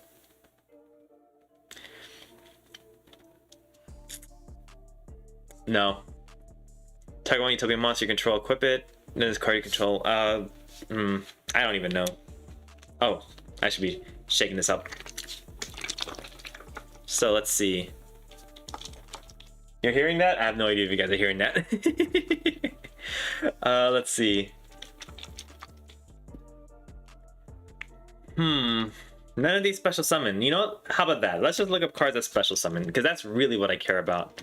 Nothing else. Special summon. Okay, they all special summon. Let's see how. I think they just unequip themselves, no?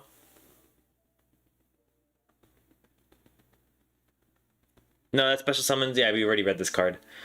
If your opponent's life points are at least 2,000 higher than yours, you can special summon this card. Perfect. It's level 5. Not so perfect, but we could work with that. Let's see. You can target one Utopia monster, equip it, it gains 2,000 attack, and that's it. Once per turn, while this card is equipped to a monster, negate the first trap card or effect activated on your opponent's field when it resolves. What? That exists? Holy, okay. And that's not even an activated effect. So that works around Dark Ruler. Holy. Gains 2,000 attack. It's not even the important part in this. It negates a trap. But I think spell's better. Is there a spell version of that? You can negate a monster effect activated on your opponent's field. Jesus. Okay, maybe these cards are worth playing. Holy. Why didn't you tell me? These cards are... I thought it was just like, oh, protect this guy from destruction, protect this guy from targeting, protect this guy from battle. No, these things actually negate cards. Holy. And this card, what does it do? Okay, maybe this should be what we build up to then. Just a very powerful, like, Utopia monster. Okay, we'll get the Eagle Claw, we'll get the Pegasus, and what's the other one that negates the spell? Is there one that negates a spell, or is that too powerful for this? Maybe this guy, honestly. Dragoon 2.0? Hell yeah. Oh, even better than Dragoon. Oh, well, not better than Dragoon. I mean, granted, it's basically, it's in its own field of, like, good. Just the fact that it doesn't even activate is, like, negate a monster effect activated on your field. There's no semicolon, there's no colon. It's just like if it happens, you get to negate it. Once per turn, while this card is equipped to a monster, you can negate a monster effect activated in your opponent's field. That to me sounds like on resolution, I could just decide, hey, I'll negate your monster effect. Like, it doesn't even matter that I have to chain it. You could chain block and I could be like, oh, let me negate that effect when you resolve it. That sounds crazy. I mean, at least with this guy, like, you negate the first trap. You have to negate the first trap.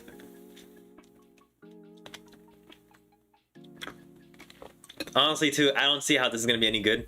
Unless you somehow go second and they didn't activate their traps already. So we'll see about that. Oh, and this can also negate counter traps. I feel like I'm right about that. Because it just says trap, and it doesn't start a chain. So once per turn while this card's equipped, negate the first trap or effect activated. So if they decide to negate any of my stuff with a counter trap, I could just negate it if that's the first trap they activated that turn. So in a lot of ways, better than Dragoon, but in a lot of ways not, because it doesn't burn your opponent and kill them. Yeah, you could go ahead and look up that ruling. I'm pretty sure that's how that works. Because there's no colon, it doesn't start a chain, it's not an activated effect. So on resolution, you decide whether or not to negate it. Or in this case, you have to negate the first trap.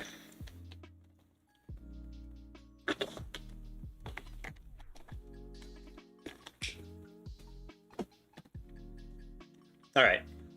So let's see. Where's the, I'm gonna look for the spell counterpart. This guy? No. This guy? Why does it say oh, as an equip spell. Of course it would say that. So wait, you can only negate a trap or monster effect, but spells are just as important.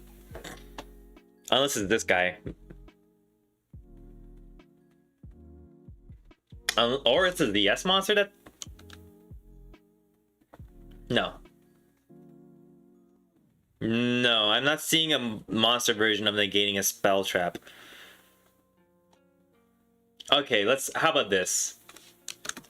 Once per turn while this is equipped. Oh, did I type that wrong?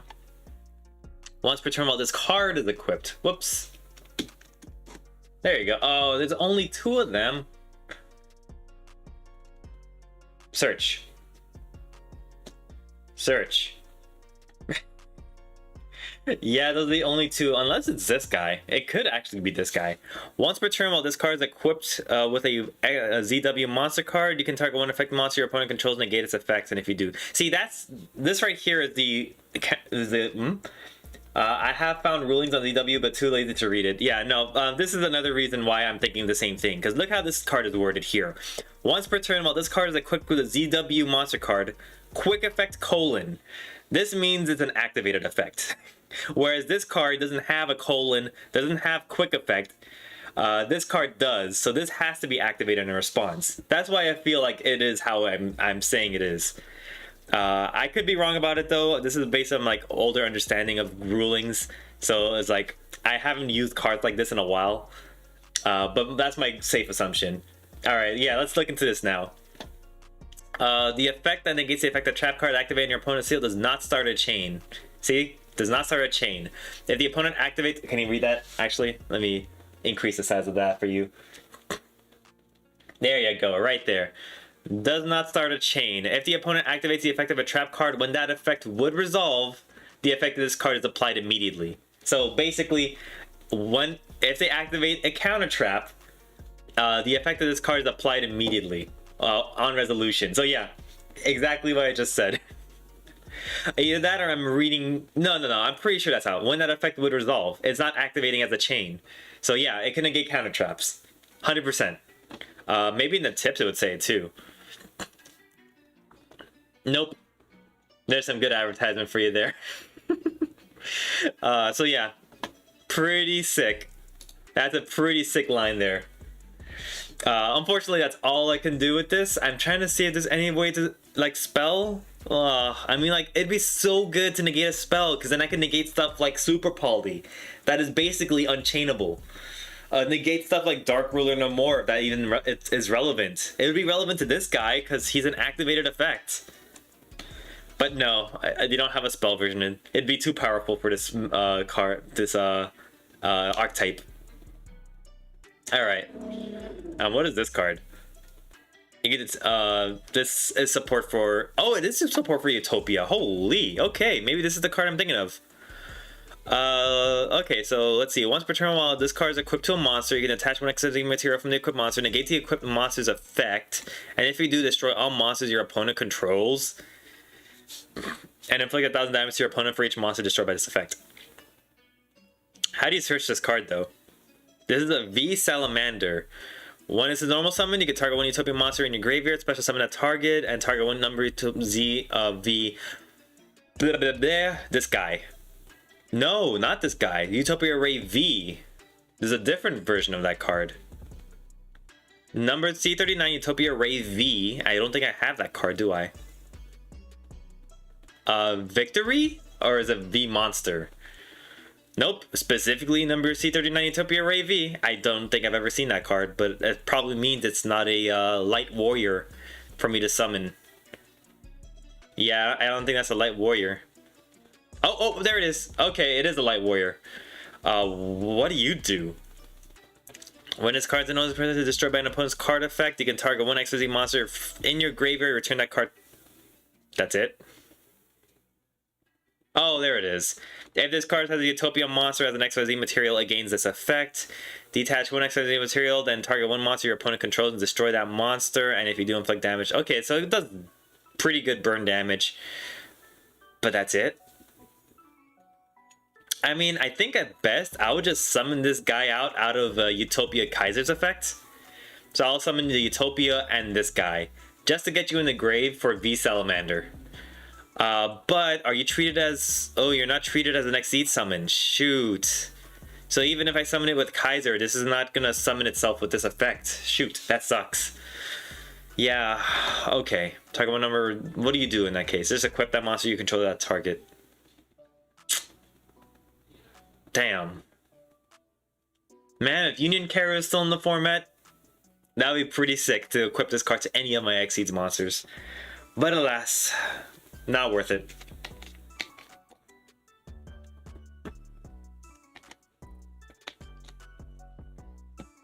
Alright. So let's see. V Salamander. I'll put it in the side just in case it comes up. But alright.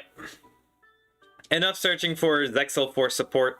There's nothing in the line of that. So we're gonna get this guy out. What's the next card? Target one face-up XYZ monster you control, special summon number C. Okay, well, if we're focusing on special summoning this guy right here, we're gonna get rid of any C reference because that's not gonna work out. So special summon number C, gone. Special summon number C, gone. Special summon number C, gone. Okay, this guy might actually work. You can make salads? Oh, this card? No, I don't think it's the same. It's not Salamangrates. It'd be pretty funny if this was searchable. Let's actually see. Salaman.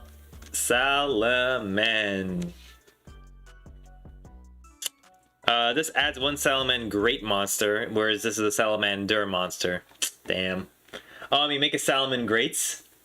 Oh, just make Salamangreats in general? I mean, sure.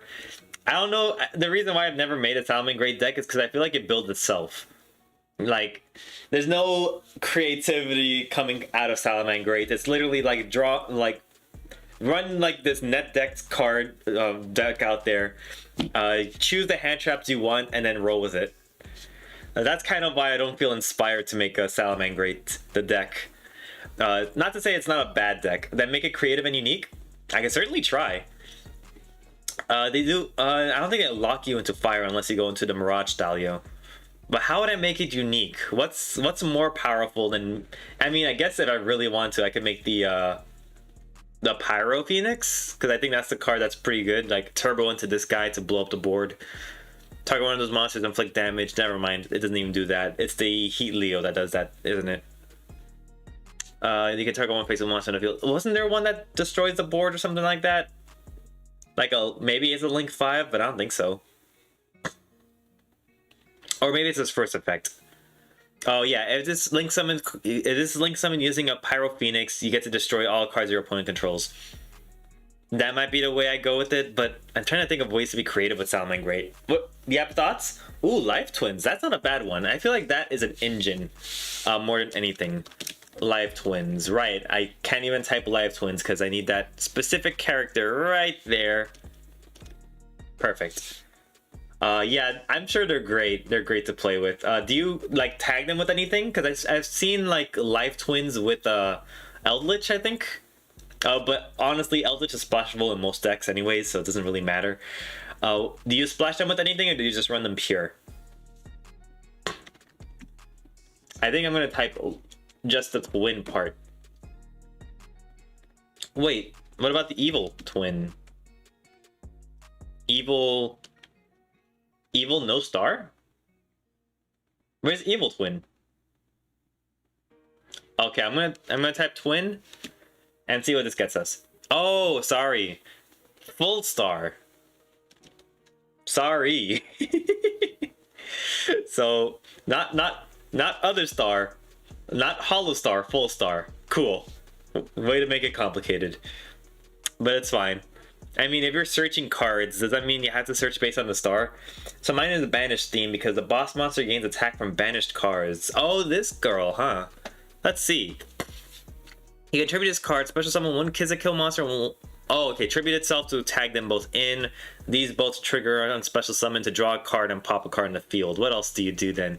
Banish this card from your graveyard and send one evil twin monster from your hand, deck, or face-up field to the graveyard. Send one card in the field to the graveyard. Wait, what? That's it?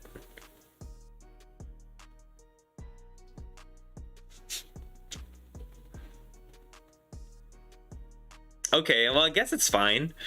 Sending one card in the field to the graveyard is actually pretty good, especially for a graveyard effect. This is actually really work well with like Dogmatica stuff. If you're willing to run like an evil twin monster in your deck, or yeah, in your deck. Is there one? There it is. So basically, you mill this out with like Najir Servant, with Dogmatica Punishment, and then you just mill this from your deck to just non-target remove a card on the field. That's pretty clutch. Is there a reason to run this card otherwise? Must be special summon attributing 2 Link monsters. Ooh, can I run a Dogmatica Evil Twin deck? Let me show you. Yeah, go for it. I'm gonna save this deck, and maybe we could just theory craft your deck if you would like to do that. There's no specific deck we're theory crafting today. That would work, I think. Yeah, honestly. Actually, maybe not, honestly. Because you're kind of relying on special summoning from the extra deck a lot. So, might not be as powerful as I thought.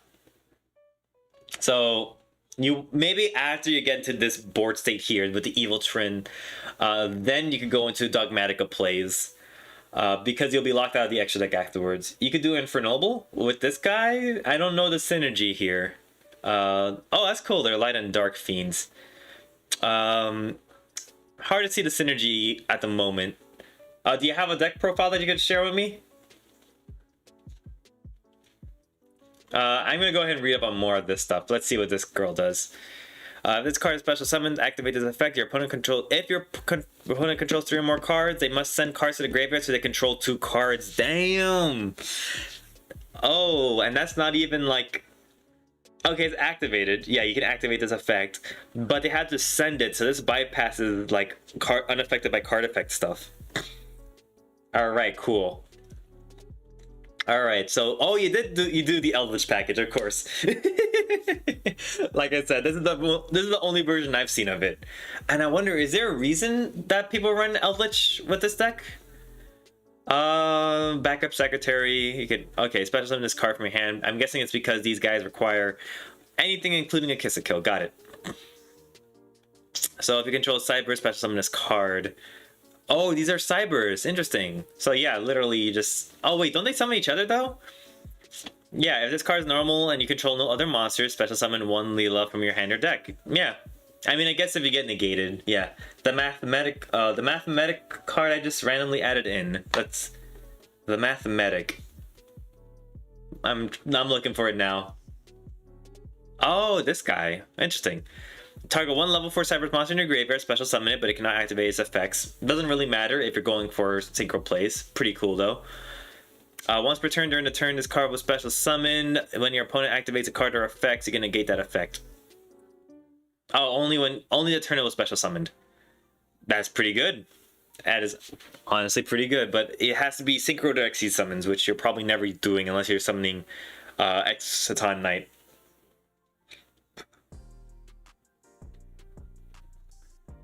Actually, that's pretty good. If they have a response to Exciton Knight, you could just say no that turn, so you can allow your board to get destroyed. That's pretty funny. You can't spell? No, it's fine. I mean, it's, again, these cards, you're going to try to remember every name in Yu-Gi-Oh! It's not going to be worth it. Like, you think I could spell these cards? Like, how do you spell Dogmatica? You wouldn't expect it to be a K in there, but there is. Any normal person going to remember that? Well, if you run the deck like a lot, then yeah, you will probably remember it. You can do Mathmex? Yeah, I can do Mathmex. But which one do you want me to do? How about that? Your choice. Viewer's choice. I feel like this one is going to be the one you want me to try to, like, deck into or build a deck out of. But I'm going to wonder how to make it. Yeah, I'm thinking too. Yeah, this card makes sense. So it could go into, like, more combos, extender. Oh, actually, where is that card? Mathmex. Oh, you want me to do Mathmex? Let's do it. Alright, let's see here. YGO Pro, do you have a deck profile in mind? Because I'm just going to go here to search it out. Mathmech. Alright, then let's jump into any of these cards here. Let's go for this deck profile, see what they do. Alright, can you see it well? We're going to make it a little bit bigger so you guys can see it. Alright. So let's see. Gonna first start with the Link Disciple, Devotee combo, and go into Wicked, Inverted Code, and IP, then IP into Mech Knights. Going second, just to go into Final Sigma.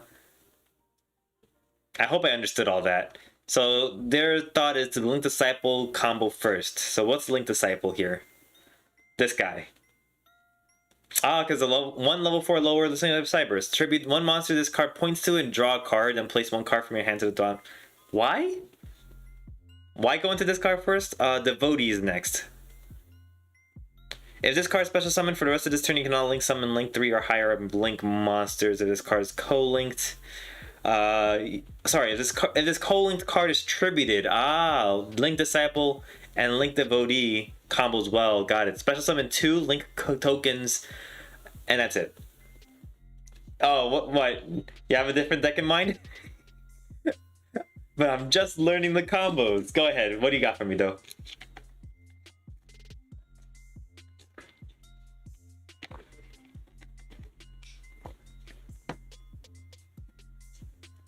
All right.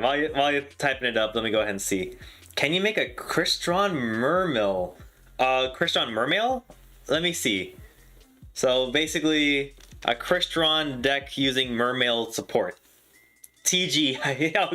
Man, there's a lot of decks out there that we could be making. TGs.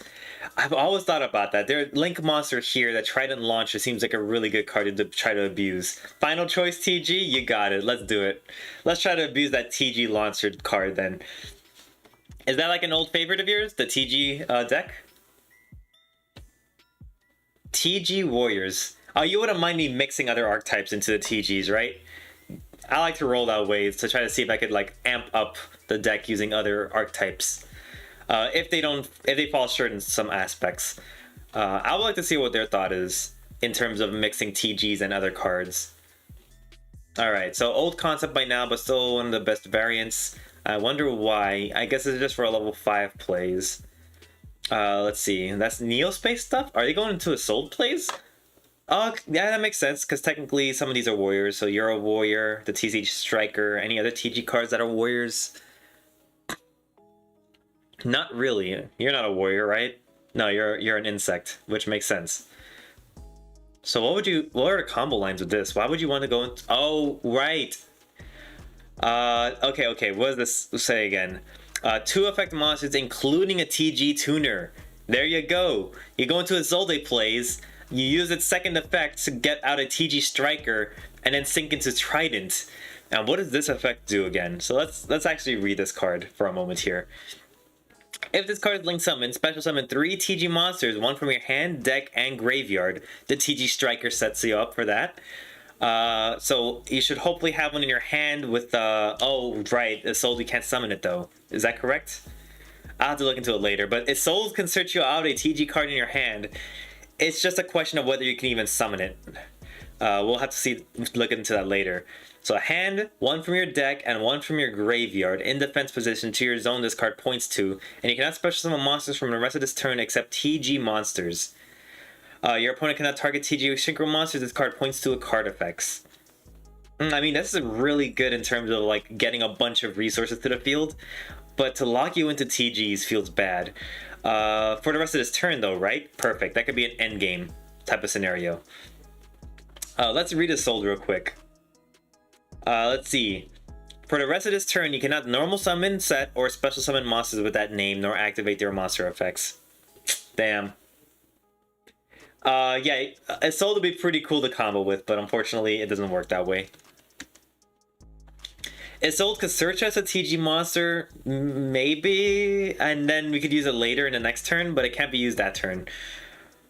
Unless we link summon during the opponent's turn with IP? That's not bad. If we link summon the TG Warrior for an IP later on, okay. That might be a pretty sick play if we try to go for that combo line. But also, if it...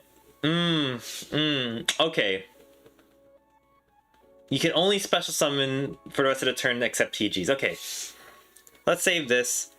Running 3 Cursed Bamboo Swords because you only care about summoning the TG Striker. Got it. That's pretty funny, all things considered. You just want to draw a bunch of cards. What is this card though? Your opponent cannot activate cards or effects in response to the effect activation of your Synchro monsters. Ooh, oh, with the name Warrior, Synchron, or Stardust in their original names. Okay. Do you do anything else though? If you Synchro summon a Warrior, Synchro, or Stardust, you can target one monster in your graveyard and use it as material and special summon in defense position, and you can only use that once per turn. Not bad, honestly. I can see why you'd run multiple of this. Especially when you're running like TGs, because sometimes they're like TG Warriors, TG... I don't think there's a TG Stardust, but I'm pretty sure there's a TG Synchron out there. Let's find out. So here it is. Shooting Star Dragon TG. Stardust. There you go. Oh, that's not Stardust. That's a star. So it has to have TG in the name. Where are they? Hyper Librarian, Power Gladiator, Star Guardian, and okay, so there's no TG yeah, there's no TG Synchron, Warrior, or Stardust. That's a shame. That is a shame. So why run this card? Just for the special summon ability, huh? If you Synchro summon a Warrior, Synchron, or Stardust. Warrior. Is there any Warriors? There's gotta be a oh, there's a Satellite Warrior. I mean, I guess there's Stardust Suffer Divine, but can you even summon? Oh, you can actually. Is using. Wait, why would you summon this? Why would you summon this card over like shooting Quasar? 1 Tuner Synchro, 2 non-Tuner Synchro monsters. Why would you choose this? Okay, let's read this card to see why. Must be Synchro Summon and cannot be special summon other ways. The first time each card you control would be destroyed each turn by battle or card effects. It is not destroyed. Pretty nice. Once per turn during either turn, when your opponent activates a monster effect, negate that effect, destroy 1 card in the field. You can banish this card from your graveyard, then target 1 level 8 or lower Stardust monster in your grave and special summon it. I don't see it. You get to negate a monster effect, which sure is probably the most prevalent card, but that's all it does in my eyes. Excuse me. I guess offering protection is a pretty nice thing too, but being able to negate anything feels better. All right, it's there for a reason, I suppose. And then this guy is here for instant fusion. There's a significant reason why he's running a level 5 deck. Why is that? I guess, let's see. If you control no monster, special summon this card. It's a warrior. Same with this guy. But why would you run level 5s? What are your tuner lineups here? Is this your only tuner? This can't be your only tuner. Wow, this might be his only tuner. Incredible. How does he go into synchro plays with one tuner? That's crazy. Oh, this is the tuner. How am I not reading that in here? That's fine. Okay, I guess 2 tuners. That's good. This is not a tuner. That's a tuner. Okay, there you go. 5 tuners. That's good enough for me. I don't think this is a tuner either. Yeah, 5 tuners is good enough. Okay, but what do you do? If this card's normal special summon, target 1 level 4 lower TG monster in your graveyard. Special summon that monster. Not bad. This could definitely... Oh, this synergizes well with the TG card, the TG Triton Launcher. Pretty nice. So special summon this from the deck, or maybe from the hand if you drew it, and then special summon another monster, but its effects are negated. Doesn't matter. Banish this card from your graveyard, then target 1 TG monster you control. Increase or reduce its level by 1. I like it. This card's definitely a 3 of. I can see why that's a 3 of. As for how you're going to get TGs in the grave is another story. I don't know how you're going to do that. Oh, retort fusion. That's pretty funny. So you have 1, 2, 3, 4 ways to get out the Flame Swordsman. It really desperate for a level 5 monster on the field. Is it really because of this card? What level 9 monsters are you summoning? That's level 10. That's also level 10. 5, 2. Yeah, there's no... Why are you so concerned about summoning a level 9? Or a level 7? Or a level 5? Why is the level 5 so important? Why is this level 5 so important in this deck? I don't see it. Because there's no level 9 synchro in this deck. Oh, wait a minute. The Isolde can get this card out, right? No, it can't. Because it prevents it from being normal summon, set, or special summon with that name. Okay, so it definitely prevents that from happening. Because I was going to say, with that name. Is that a loophole? I'm trying to think, because I feel like that was a loophole in the past. To be able to summon the Super Quantal Red Layer, even under Isolde. Why do I feel like that was the case? Cannot normal summon, set, or special summon monsters with that name, nor activate their effects. I must be thinking of another card. I must be thinking of a different card. Not Isolde. But yeah, no, I don't see it. Oh, and the Baroness de Fleur. Pretty cool. Alright. You know, okay, we're gonna check out another deck because I'm not understanding this one too well. It's TG Stun Throwback. Definitely gets a view of the... Oh, look at that. Yes, they are Beast Warriors in this, right? Beast Warrior. There you are. When level 4 or more lower monster special summon, you get special summon this card from your hand during the end phase of this card's in your graveyard because it was destroyed. Add a monster from your hand. No, it doesn't matter. You can only special summon TG Booster Raptor. Okay. Oh, and this card seems important to them if we're running 3 of them. Target 1 monster your opponent controls and 1 TG monster you control. Switch control of those monsters. Okay, that's pretty cheeky. I like it. I like that a lot. I can see why you're running 3 of that. How about this guy, though? What do you... Target 3 TG monsters in your graveyard, shuffle them, and draw 2 cards. Not bad. And then there's Sonic Stun. When an opponent monster declares an attack, negate the attack, then you can special summon 1 TG monster from your hand or deck. I don't like cards that have to wait till the declaration of the attack. By that point, you're probably going to die. Or this card will get removed. You can special summon 1 level 2 or lower warrior type monster from your deck. So many trap cards though. This is definitely like a going first deck. But damn, that's a lot of trap cards for a deck like this. Why this card? All face-up monster you control gains 300 for each TG monster you control, and you run 2 of them? Why? Do you search them out easily? Add 1 TG monster. Add 1 TG monster. Add 1 TG monster. Oh, they all do that. Okay, and interesting. Did not realize that. Then this one should do the same thing too, right? Yeah. You can add 1 TG monster. Oh, that's pretty cool. I actually didn't realize that they had that effect. Maybe I could try to take advantage of that, honestly. So all face a monster you can... Yeah, why run this card? This feels bad. Oh, and TG was still meta. Got it. So this is just a throw. This is literally just throwing back to the olden days when this card was relevant for some reason. All face up.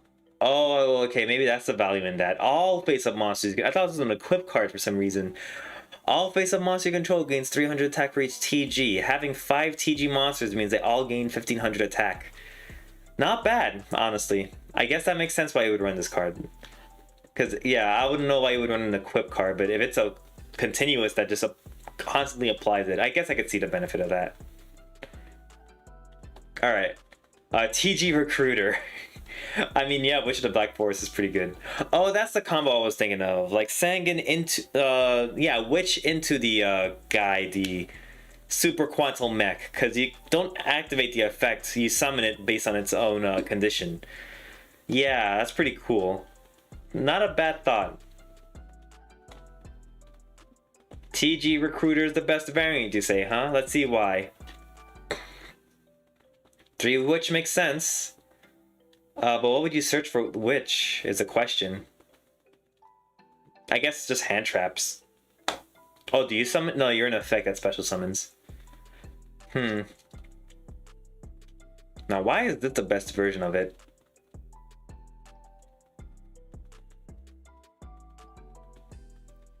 Not really sure. Oh, you know what I just realized? Let's go back to that initial TG, not TG Recruiter, TG Warrior. His combo line relies on... No, it doesn't. It's not even here. Never mind.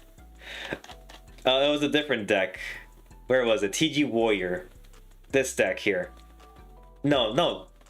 Which was the deck that had the TG Disciple? Oh, that was the Evil Link. Evil Twins. Never mind. Okay. So I think the one we're going to copy is... Why this one? Why do you care about a dinosaur so much? You really want to go into a level 5 synchro really fast. That has to be the reason. So which one's the reason? Which one's the best one? One non-tuner TG, so you can't go into this one. Non-tuner TG, so you can't go into this one. Is this the only one that matters to you? You normal summon Overraptor, descend Misk, banish Misk for the Alios. Use these two to sink into TG Hyper Librarian, but why? Why do you want to just end on Hyper Librarian?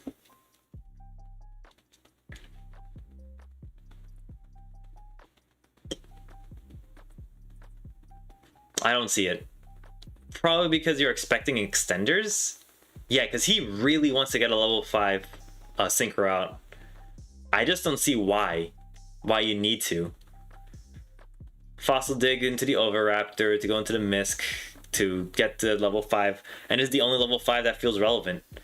Oh, unless you're going to Hulk. I didn't even consider that. Okay, maybe you're going to the Hulk plays. And Hulk is another way to just get into TG Trident Launcher. Oh, wow. That's easier than Isolde. Way easier. Hulk Fibrax, get out like a striker. Where are you? Or this card, maybe. Or a tuner? No, you're not. The Bug. The Tank Grub. Sure. If this card you control uses a synchro material, you can treat this card as a non-tuner. If this card is sent to the graveyard as a synchro material, special summon one. Okay, so you're literally just fodder. Just to get out the Trident Launcher. Got it. But this really, this couldn't be the best way to come up with that, is there? Because this could get stopped in so many ways. Why not just run things like, if you're gonna waste a normal summon on anything, it should be like the Plague Spreader. I guess that doesn't get you, it lets you, it goes minus, but at least it doesn't get easily negated by like hand traps. I mean, this still could be negated by hand traps. And it'd feel really bad if this gets negated by a hand trap, honestly. And then this card is not a tuner. What is it? Oh, this is a tuner. Oh, that's pretty cool. Okay, so you can actually summon this with Hulk. So if you get negated, this could get summoned during your opponent's turn. During your opponent's main phase, you can quick effect immediately after your effect resolves, synchro using this card you control. And that's it. Okay, and if this card is special summon, target one TG monster in your graveyard and add it to your hand. During the main phase, you can special summon one TG monster from your hand. Okay, I guess. If you have something in the grave that you could get to your hand, but that's about all I can think of. You really need another monster to go with this Halqified Brax, though, unfortunately. Okay. And this guy, again, locks you into TG for the rest of the turn, is that correct? Except TG monsters, got it. Okay, I'm seeing some potential here. So let's go ahead and start building a deck using this knowledge. I'm gonna put all this into the side here. TG stun, goodbye. I don't really like you. Oh, lost connection, that's fine. Let's go ahead and create a new deck. I believe this is the 51st deck I'm making. So TG the deck. Let's go for it. So what are we running here? I'm looking at the side here to see what pool of monsters I can choose from. So it looks like Isolde is a pretty sick card to run, so let's run Isolde. Is the goal of the deck to just get out Isolde as fast as possible? I wonder if that's going to be the case. We also have Hulk. Isolde and Hulk could get us into the TG Trident Launcher super quickly, which speaking of, let's get that TG Trident Launcher into our extra deck here. As for whether we run 3 or more, that's debatable. Well, we really want to try to abuse this one as much as possible. Something else just occurred to me. This is a machine. Is that relevant? No, it's not relevant. Once we summon this, we're stuck into TG cards. Let's see what TG monsters we could go into. Synchro-wise. Oh, TG Halberd Cannon. Yeah, that was an oldie. Let's see what you do again. Cannot be special some other ways. Either player's turn when a monster will be summoned, you can negate the summon and destroy that monster. Not bad for a 4K beat stick. This card must be face up on the field to activate and resolve this effect. Duh. Could be outed though, so that's a good point. When this card is sent to the grave, from the field to the grave, you can target one TG monster in your graveyard and special summon that target. So cannot be special summoned other ways. So that means they can't revive it using TG's Trident Launcher, as much as I would love to do that. But this feels like a good boss monster. Especially in the TG lineup. How about you? TG Blade Blaster. During either player's turn, when an opponent activates a spell trap card that targets this face-up card, that's already bad as it is, send one card from your hand to the graveyard and negate that effect. No. During your opponent's turn, you can banish one TG monster in your graveyard, banish this face-up card from the field. Okay. I kind of like that. It tags itself out to any spot removal that might come up. During the next standby phase, special summon this card. I kind of like it just because it's a 3K plus beat stick that can tag itself out. Only during the opponent's turn though, which is a little unfortunate, but I mean, what other turn is relevant to tag out? I guess in this face of like quick effect removal from your opponent, that's gonna suck. But I'll think about it. I'll think about it. This card though is a new card that actually might be good. When a monster effect is activated that targets a monster you control. Jeez. Goodness. Should I even read the rest of it? Fine, I'll read the rest of it. Banish one tuner monster from your graveyard, negate the activation, destroy the card. Okay, what else do? You can only use the following effect of this card once per turn. That's a... Wait, what? Oh, okay, that makes it a little more interesting. It's not a once per turn at all, but still requires that it be targeted, which seems pointless. Alright, when an opponent's monster declares an attack, negate the attack. Cool, I guess. You could use each of them. During your opponent's turn, if this card is in your graveyard, you can tribute 2 synchro monsters and special summon it. Okay, that's a little more interesting. To be able to revive a like level 10 monster, is that correct? Yep. For more synchro shenanigans, not bad. I kind of like that. But I'm not hard pressed on summoning it, honestly. So let's see, we already read that card. We like this card a lot. And we also like this card. This card feels really good. Oh, you know, this could go really good with artifacts, and since this is a TG deck, it synergizes well with it, right? Once per chain, immediately synchro summon with this card. Yeah, we understand that already. Alright. Pretty cool. Let's go into fusions and see what we could synchro fusion with that. Nothing? Okay, how about Exceeds? I doubt there's any of them. Nope, there isn't. We only have one Link monster with them. And And what else is there? That's it. Sure, pendulum. No, okay. So there's no ritual, and let's just go down the effect monsters here. Clearly, what do you do here? You get a token when you're synchro summoned with it. It could come up. I'm okay with that. This is simply for a soul, so I don't even know if this is worth summoning. It does special summon from the hand on turn if you're going second, though. Useless. Useful. If a monster in the field is destroyed by a battle or an opponent's card effect. Oh, any monster. Cool. You can special summon this card from your hand. If a TG monster you control be destroyed by battle or card effect, banish this card from your grave instead. Oh, give me a moment.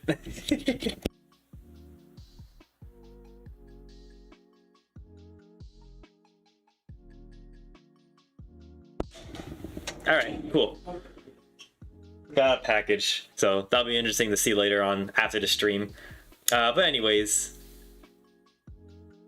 let's see, where was I? Oh right, reading up all the cards. This one's an interesting one too. Should I really go the TG assault mode on this? Let's figure out if this is a good reason for it. So let's see. When your opponent will summon a monster, negate the summon and banish that monster and all special summon monster your opponent controls. There you go, that's a nice upgrade. And when this card in the field is destroyed, you can target one halberd in your graveyard, special summon it, ignoring its summoning condition. Yeah, that's traditional of them, but I wish it was sent instead of destroyed that it triggers on. Oh well.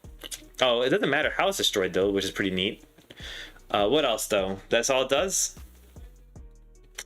Is that better than the halberd though? It's better in one way, but I think there was another way it was better. Let's see. When this card is sent from the field to the graveyard, that's the only way that it's better. And I don't know why they didn't keep this part of the effect in the halberd card, but whatever. Must be special summoned with assault won't activate. I don't know if that means that we can revive it with the TG Trident launcher. Because, I mean, I guess it has to say must first be special summoned. So maybe because it doesn't say must first be, it cannot be special summoned by that way. Huh, tis a shame. I don't know if it's worth running the assault mode package just to get this card out. Doesn't feel worth it to me. I'm fine with just negating a special summon in general, but I feel like there's... we'll see. This guy, nothing. Oh, okay, cool. Actually, this offers some protection. That's what I'm reading from this card. If a TG monster you control will be destroyed by battle card effects, you can banish this card instead. I kind of like it, just for that alone. If a monster in the field is destroyed by battle or opponent's card effect, you can special summon this card from your hand. You know what? I might just run one of you, just so that I could special summon you off of Trident Launcher. But I would probably prefer special summoning the Screw Serpent instead, because that's just free advantage. Let's see what else we can do here.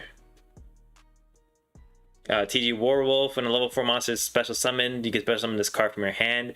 So, essentially an extender. I like it. We'll run 3 of it. You can target one TG monster you control, special summon this card from your hand, then the target monster loses 1,000 attack. More extender, and it's a tuner. I love it. Let's see, if you control a TG monster, you can special summon this card from your hand. I love it. Let's see, you go and special summon once per turn this way, once per turn at the end phase of this card's in a graveyard because of the story that that has the same effect as everything else. Catapult Dragon, you can special summon one. Oh, that's all it does. Special summon one from your hand. Not interesting for me. Use this card you control. If this card you control will be used as a synchro material for a TG monster in your hands can be used as the non-tuner synchro material as well. Nice, I like that. I don't know if it's worth running, but let's see what its second effect. End phase shenanigans, got it. I'll think about it. You can only use each of the following one effect once per turn. If all monsters you control are TG monsters, you can special summon this card from your hand. When a TG monster you control inflicts battle damage to your opponent, you can target one monster your opponent controls and destroy it. I mean, it'd be hard to summon it. I mean, it special summons itself from the hand. That's enough for me, honestly. So there we go.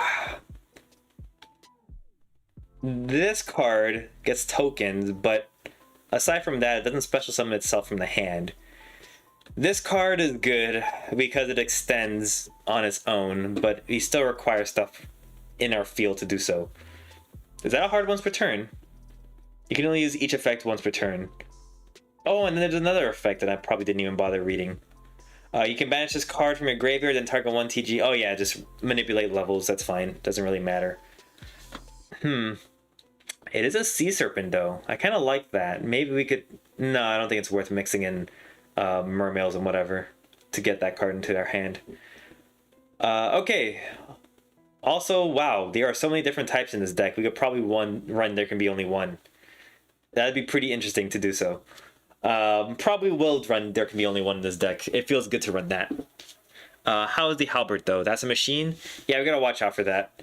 TD Trident Launcher with There Can Be Only One prevents us from summoning this guy. But how do we summon that guy is the next question. I almost... Part of me thinks that I should just go... Like, I feel like Auroradon feels like a lot stronger play than the Trident Launcher, to be honest. If I'm going to go Hulk Tuner into something that's Link 3 or higher, the Auroradon feels like a much stronger play than the Trident Launcher. What makes this stronger? I need to figure that out. And I've got to like hone in on that.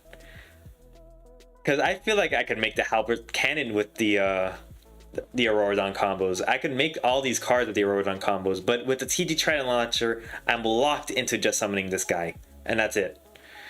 And I can't summon both, because Auroradon stops me from summoning both, unfortunately. Auroradon stops me from summoning any Link monsters, and Trident Launcher stops me from summoning anything but TGs. So it's like, you can't do both. Let's see. Oh, it has to be a TG tuner? Oh, that's weird. Oh, that is weird. I mean, I have enough of them. It's just I didn't realize that was a restriction. Is there anything else? You're just an extender. So that doesn't really matter.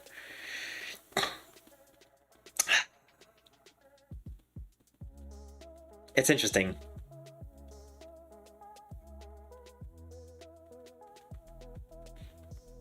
I mean, technically, what I could try to do is I could get as much... I could go Isolde into a TG Striker, use TG Striker and some other monster to go into Hulk to get out another thing, and then maybe go into a rank 4 play before getting into the TG Trident Launcher.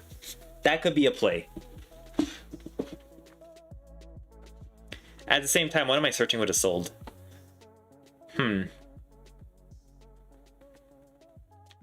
I'm not really sure what I'll be searching on with Isolde. I'll run this anyways. So we could go Isolde into TD Striker, somehow get into Hulk with our plentiful extenders. But how do we get into Isolde? Actually, that's the next question. This is where we'd probably run the warrior package if we really wanted to.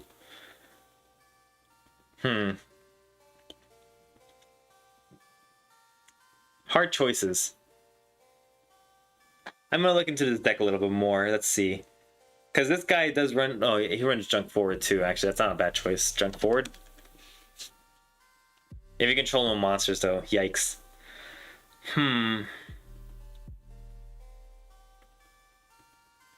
Gotta think. Because if you're... Okay, so what are ways you can extend when a level 4 lower monster is special summoned that summons itself?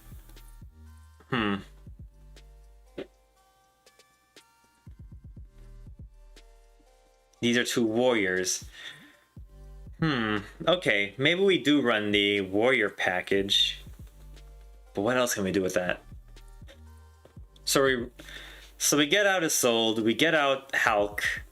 What's the point of that? We get to keep the Hulk. That's the benefit, actually. Yeah, that's the benefit. And then what we could okay, I got it. Artifact Dagma. So that we could get out the TG Wonder Magician. The Dagda could get out the Scythe. And yeah, okay, that's pretty good. That's pretty good. We go Isolde into the TG Striker. We summon out Hulk into the other like TG Tuner. We use Isolde and that TG Tuner, keeping the Hulk on the field. and go into the TD Trident launcher.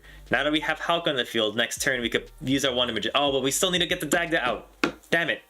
We need the Dagda. How do we get the Dagda out? We'll try. We'll try that combo out. We'll see if we can get there. We just have so many extenders, it's very possible to do so. But let's go ahead and start adding the Isolde plays. It could probably be Sublimation Night, honestly.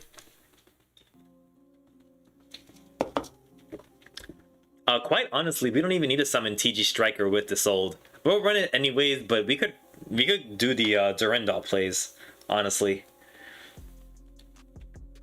Hell with it. Why not? Durandal. What are your thoughts? What was it? Renaud? And we could do Golden Bamboo if we wanted to. Sublimation, though, would be best. Sublimation with Squeak Knight. I think that's hard to counter, honestly. So we'll run that package. We could run 3 Durandal because this equips to anything. You can run Tenki. Tenki. Oh yeah, that's right. To search out the TG Warwolf, we could run the Tenki. I did see a build with the Tenki in it. As for if that's significant enough, I mean, it kind of is. It is a good extender all around. So yeah, we could do that. Yeah, let's do it. We would also run the reinforcement to search out the Sublimation. We have the Squeak Knight, we have the Sublimation. I like to run 2 in case you draw into it. Actually, can you add from hand or deck? Yes, from your hand or deck to this card. It'd be good for a follow-up play anyways. What does this say? Level 5 or lower? Okay. So 2 Isoldes. Sublimation stuff. Using... Oh, these are just purely warriors, huh? Oh, well, we need a tuner, don't we? Okay, let's think about that then. We can add a target 1 level 5 or higher fire warrior monster in your graveyard and special summon it. What? No, that's the wrong effect. Add 1 level 5 or lower fire warrior monster from your deck to your hand. Let's do it. Let's see what level 5 or lower fire warrior monsters can special summon themselves from the hand.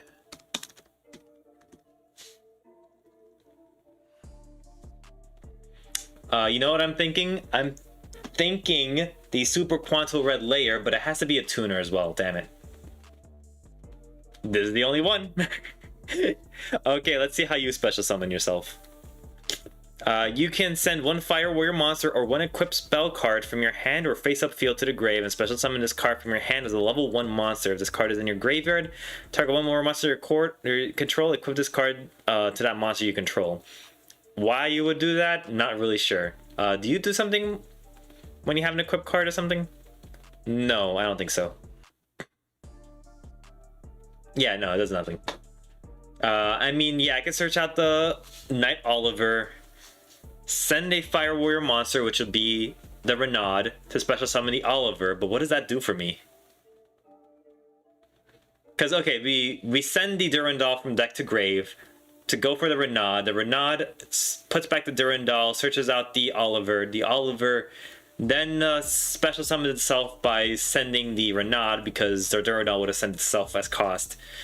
And then we have a tuner. That's a long-winded way to just get into a tuner monster, which feels utterly pointless. So I was hoping to get into like a non-tuner and a tuner or whatever, but this feels bad. Okay. How about just a tuner? Genba's is a level 2 tuner, I guess. Roland is a tuner as well. Did not know that. Huh. These are not tuners either.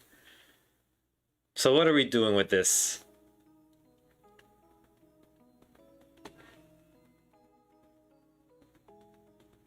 Damn.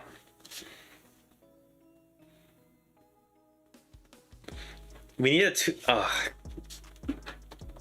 Damn, this feels weird. How do we do this? There's no level 5 or lower fire monster. Oh, actually do the second effect, right? Oh, if this card is sent to the graveyard because the equipped monster is sent to the graveyard, you can target one level 5 or lower fire monster you control and special summon it. Nope. Not gonna help. Okay, cool. It's specifically fire warrior level 5 or lower. Yeah. And that's the only one that's a tuner. Well, the only one that's a tuner that can special summon itself, I should say. I'm surprised there's nothing else that does so. Yeah. Not worth it. Does not feel worth it at all. I might as well just special summon a tuner that's a warrior at that point. There's no point in just special summoning Renaud for that combo. So what do we do instead then? Is there another way to special summon two tuner monsters? You know, actually, wait. How's Hero Kid? Not a tuner, just a bunch of warriors. When a special summon, you can special summon any number from your deck. Hard to say. Hard to say. I could get... That would be pretty good to extend off of the sold, but other than that, it doesn't really help with our combos. Oh, well, it could. We could use them as synchro fodder. So that's something. But then our combo stops if we don't have a tuner to follow it up with. That's the problem with this. Damn. So if we go into the sold... Ugh, damn. Is there an equip card that we could send into the grave that can help us establish a tuner on the field?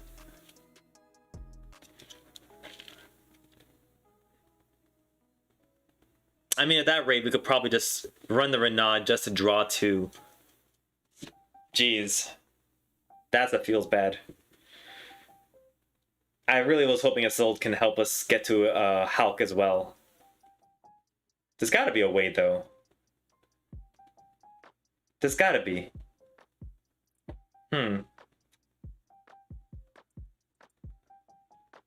Can't think of one at the moment, though. You know what? Let's just look into warriors that can special summon that are level 1. Let's just restrict it to level 1. And we'll work from there.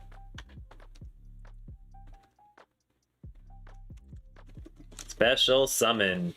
Maybe there's a card out there that can special summon from the deck or something.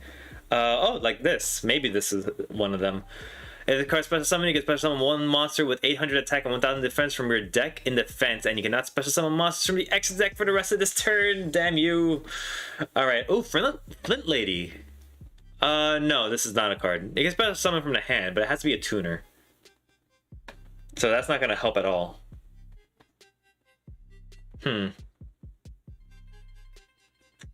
We keep going.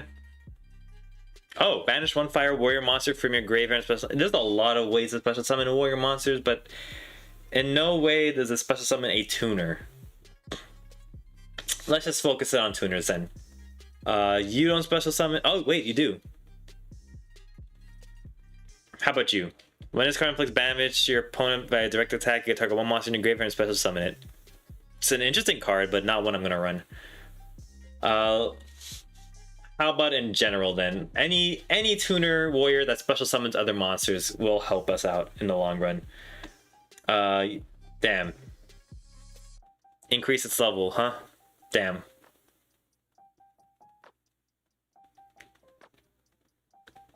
Where's the special summon part? There you go. At the end of the damage spell, you can special summon this card from your hand. No. Oh, maybe this one. Once per turn, you can discard one card and target one non-tuner junk monster in your graveyard and special summon that target. Immediately synchro summon a synchro monster that lists the synchro on tuner. Okay, I like this. I like this a lot. So for a synchro monster, you can substitute this card for any one synchron tuner. Once per turn, you can discard one card. Ideally, the one we search off of is sold. So already full combo still. Then target one non-tuner junk monster in your graveyard. Likely whatever was used to summon is sold. More than likely Sublimation Knight. Special summon that target and immediately synchro summon using it. And we could use that to synchro summon... What are we synchro summoning with that? We could... Okay, let's definitely add it, because this is the warrior tuner that definitely gets us more combos. Oh, these synchro materials are banished. I don't think that's relevant. That doesn't matter. We're good. We will look into Dunk Anchor things later. Maybe that could... Depending on what targets we have for Junk Anchor, that we could definitely combo off of that. What are you though? You can summon fire monster or equip monster from your hand or face up field to the graveyard, special summon this card. Nope, nope. If this card's in a grave, nope. It only special summons itself. We need to have it special summon something else. Wait, what? Must first be special summoned by tributing one. Okay, never mind. It'd be funny if these could special summon other cards, but I don't think that. It'd be funny to run like 6 equipped spells just to special summon these cards, but that's not the case. We can't even summon them. Ah, no. That special summons itself only. I think that's all of them. This one is a straight up battle, but that's not happening. Yeah, I think the best choice we have is Junk Anchor. So let's see what Junk Anchor can summon. That lists a Synchron monster as a tuner. Synchron tuner.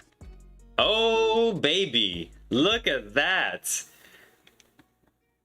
One Synchron tuner. Are you a Synchron tuner? Yes, you are. I forgot about Junk Speeder. Unfortunately, though, this locks us into Synchro monsters at that point. Do we want to do that to ourselves? Good question. All great questions. Because then we can't go into TG Trident Launcher. But I'm starting to think, is that worth it? Is that really worth it?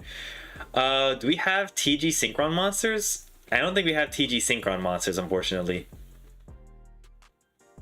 So it's just gonna be a Synchron deck at that point if we go into this guy. That's pretty funny though. That's not a bad line at all. This is actually a really cool combo, and I should really consider this for. Oh, but wait a minute, Junk Speeder. You cannot special summon monsters from the extra deck except Synchro monsters the turn you activate this effect. So we have summoned the soul, we cannot use its effect. Damn. Okay.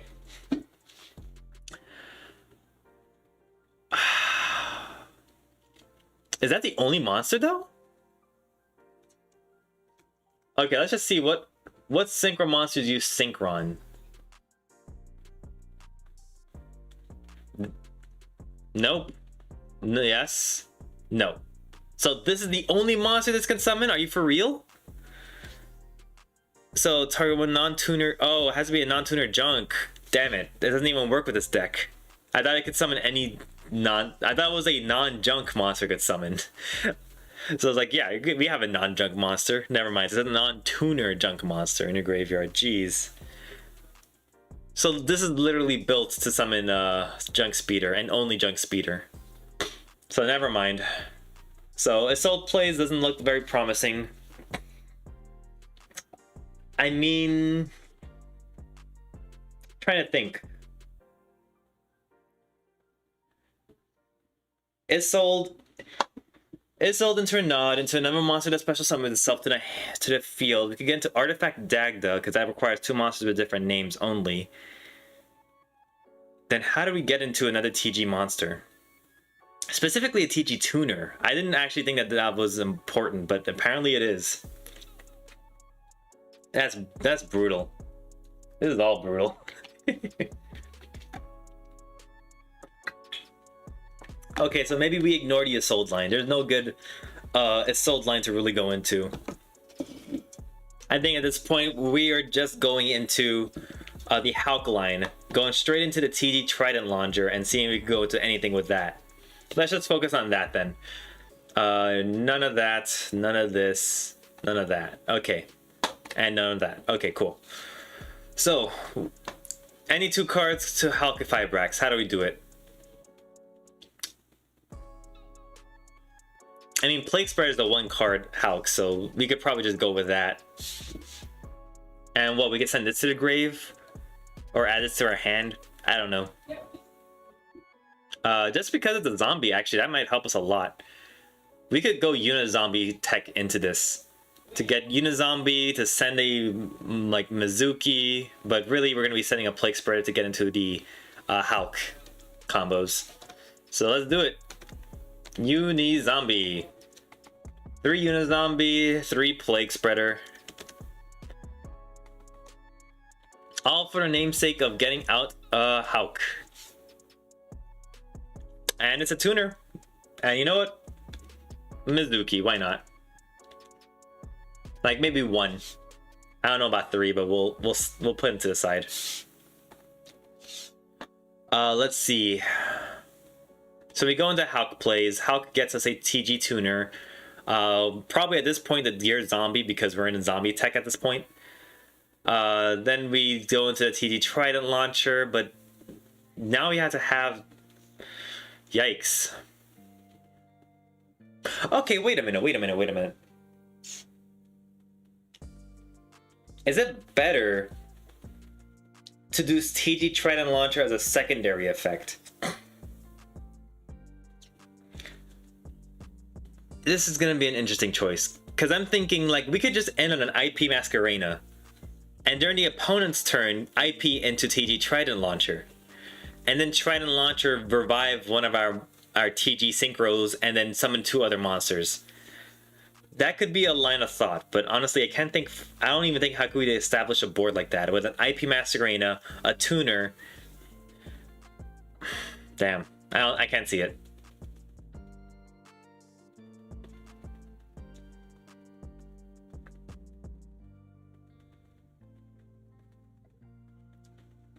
Damn. Okay.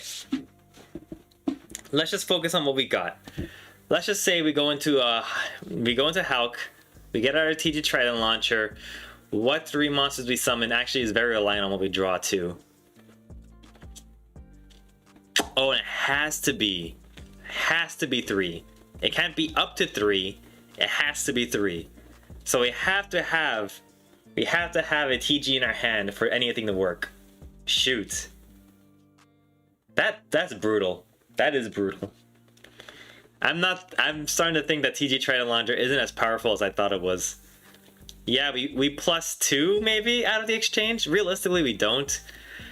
Because we're using 3 monsters at most to get to this TG Trident launcher. So, and then this guy brings us 4 monsters. So we're plussing 1, but technically the one in our hand doesn't count.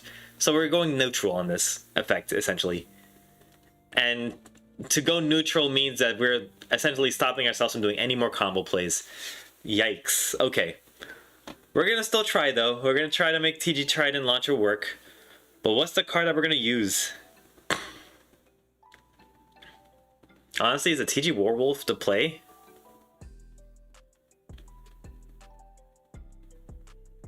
To get more combos? It gets special summon itself from the hand, but do we really want to do that if we're going to TG Trident launcher during the same turn? Oh, and that's even worse. You cannot special summon monsters except TG monsters. So I thought it was only locking me out of the extra deck. God, that sucks.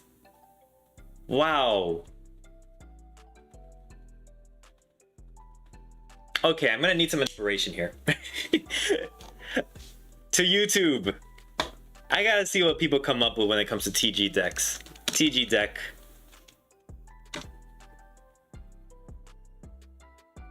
Let's see. I want to see gameplay. Gameplay.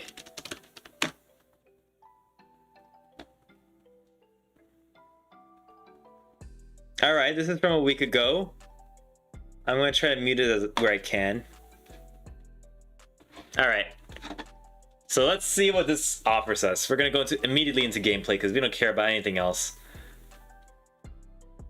We're gonna go to the very first game because I'm sure we would love to see what. So first game. that's a terrible.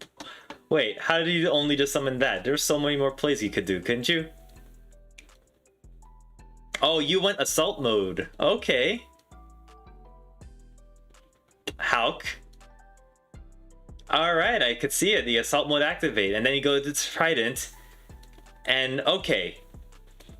So now you have 2 level 1 monsters and a level 4 that didn't trigger its effect because there's no more in the grave. Unfortunate. Probably good to save it for later anyways.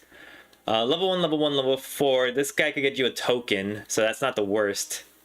What are you searching out of your hand? The Booster Raptor. Okay. That makes sense. Wait, does it?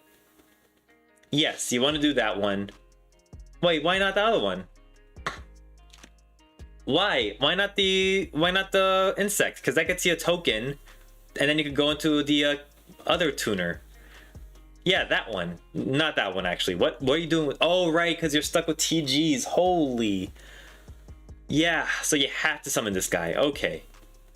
You get a token. That's cool and all.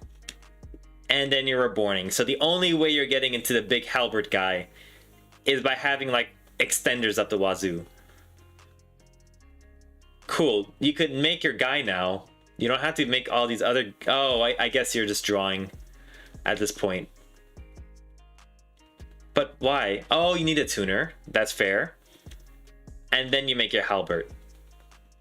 Okay. That's a pretty cool line. But that's all it does? I mean, wait. Why aren't you setting the assault mode activate? Silly man. He's so confident not setting the freaking assault mode activate. Maybe that was a misplay, but still. Wait, doesn't that it doesn't target. That's right. See what I mean? Targeting effects is irrelevant. Oh, what's the whelp for? I mean, I'm kind of inspired by this. Maybe we should go to the assault mode route, because Cyber Reflector is a crazy card. Yeah, this is yeah. But you do have to hard draw it. Actually, there's other ways to search it. It's not just hard drawing it. You have the Tenkies that can search it out. It gets you to display the insects thing. That's pretty cool. Get this, get that. And you have almost full combo? Why that card though? Oh, because it adds a monster to your hand and you need that. Oh my god, that's actually really good. Now that I'm seeing that. Oh, that's so good. I honestly would have probably went to the Hyper Librarian at this point.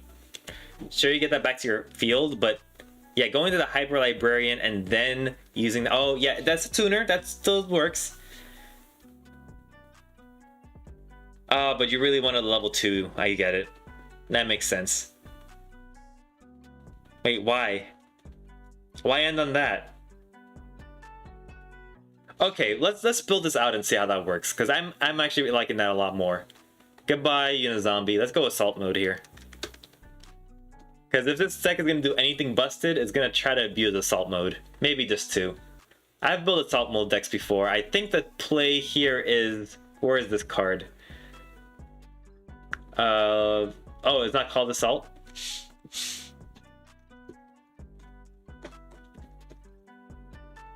This guy, Assault Sentinel.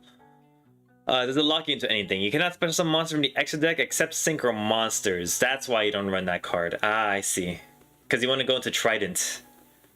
So, okay, so we do run the 3 of you. We do run the 3 of you. This searches out add assault. Oh my god. No. Okay, when this card is almost... Okay, so our goal is to get this card as fast as possible. Typically, the way you do that is with this card. Because you can tribute this card, special summon 1 monster from your deck that lists that card text, which is the Psy Reflector. And now you're locked into just synchro summoning. But damn, would it have been great to just use this card. But we can't. So what we're going to do instead is Psy Reflector adds us this card, right? Yeah, it has to add us the Assault Beast. So that we could get that to the grave to get Assault Mode activate. Then use Psy Reflector to revive the Assault Beast. Are you locked into anything at that point? No, you're not. Got it. Okay, so we tech our deck to make sure we can summon the Psy Reflector as easy as possible. Emergency Teleport is one of them. What else? 1 for 1.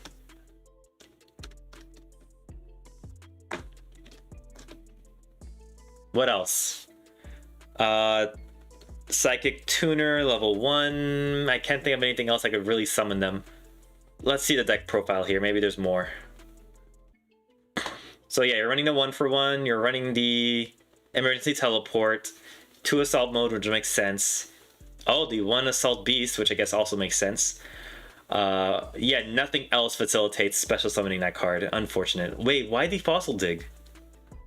What is the Fossil Dig getting you? Misk? But what is the Misk getting you? What is the Misk getting him? Why is it important for Misk? That's a Sea Serpent, that's a Beast Warrior. That's a Beast Warrior, that's a Psychic, that's a Fiend, that's a Zombie. That's a fish. That's an insect. There is no other dinosaur. Why is he running the freaking thing? Oh, give me a moment. All right, we're back. All right. Okay, so I don't understand why the Misk is in this deck. Is there a place with Misks that he uses? Because it feels like a brick otherwise. Are these Synchro Monsters dinosaur type? I don't imagine that any of them are dinosaurs. Any thoughts on that, guys? Because I don't see it. That can't be a dinosaur. That's a winged beast, I think. Yeah, I don't see it. Also, I don't know why he's running the red resonator as well. But alright, we have the 3 Psychic Reflector. I could drop that down to 1, sure. Because you're really just searching the assault mode with that.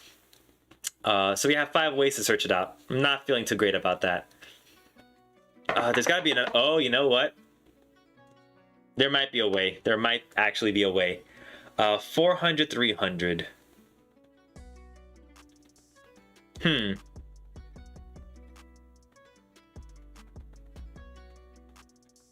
We could maybe be cheeky about this. If we're desperate enough, there is a new card that's out that I really want to try out, and this might be the perfect time to do it. Small World.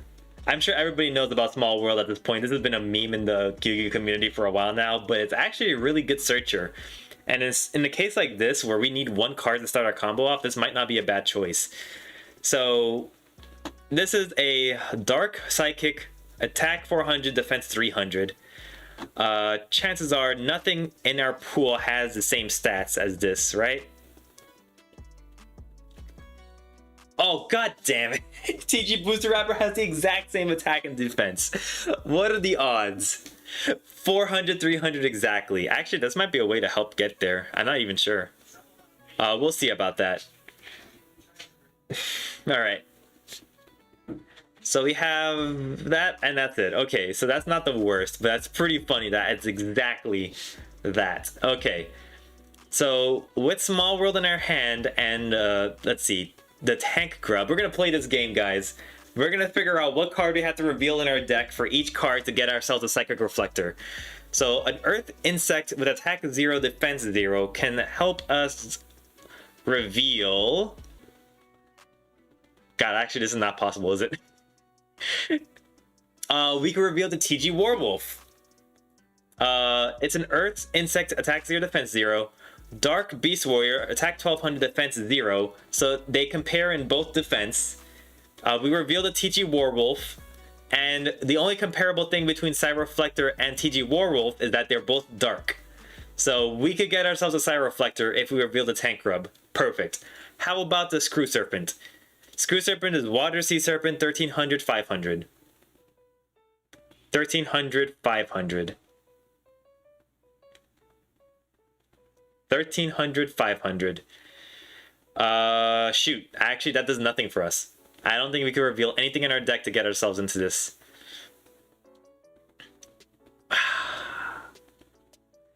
Okay, we'll hold off on that thought. How about Metal Skeleton? 0 attack. Oh, but it's dark. Okay. So 0 and dark, which means we probably want to go into shoots. That stops us from using Warwolf as a target. Funny enough, though, we could use the Tank Grub and this Metal Skeleton. We could use the Metal Skeleton as a target. Admittedly, I'll probably remove this card. I don't think I like this card too much anymore. Let's do that. Who cares about protection? Okay, we had the Warwolf now, which actually doesn't feel very good now that we're looking at that. It is a Beast Warrior, though. That's irrelevant. Damn. Oh, that's a dinosaur? That's a dinosaur, guys? We found the dinosaur in the deck. This is the Misk target. Oh my god, that's pathetic. Let's actually... I'm going to read this card one more time. If you control a TG monster, you can special summon this card. You can special summon TG Booster Raptor once per turn this way. It's literally just a TG monster. Literally just a TG monster. That's all it is. I mean, you can special summon it from the hand, but that's it.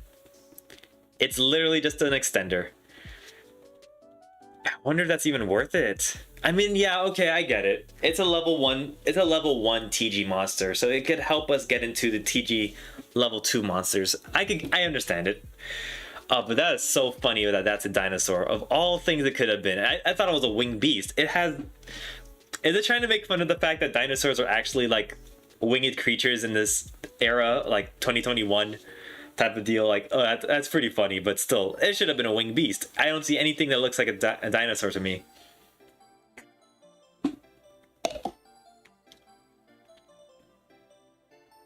Sorry, I just noticed something in the corner. So let's continue. Okay, so Screw Serpent is not possible. TG Warwolf might not be possible either. I'm trying to see. We need a Psychic. Okay. Let's do it. Monsters that we need to have is a Psychic. That has 0 defense. And that's a water monster. Look at that! So, with this one inclusion into our deck, what we can do is we could reveal the Screw Serpent to get out the Mutant S46. It's a water type. And then we could use the Psychic typing to search out our Psy Reflector. It's 500 attack, so it's not the same. 1300 attack, so it's not the same. Perfect. So this is a perfect target for Small World. Then we have TG Warwolf and the Gear Zombie, which has the same defense as this mutant. Then we can go ahead and choose Psychic type for this guy. So this is a perfect target right now for this. Funny enough, this is the only reason I'm going to run this. Thank you, Small World. Alright, cool. Now we're at the Booster Raptor, which is actually god-awful. Because damn it, if it had to have the same attack and defense. But it's a dinosaur. Misk is a dinosaur. But 1800 and 1000, there's nothing similar. Damn it. Excuse me. Oh yeah, and if we had this in hand, what do we do? Excuse me again. Oh, we could just work the other way around then, we're fine. So we happen to draw into Mutant S46, then we could just reveal the Gear Zombie or the Warwolf and use a Dark typing to match with the Psy Reflector. So it works both ways. This is perfect. Of course, this is a dead draw otherwise, but it's still pretty good. Okay, we have nothing for Booster Raptor though. It's a shame that we can't even match Psy Reflector with it. 400, 300. Anything else with 400 or 300 in its type or its attack or defense? Jeez. Nothing.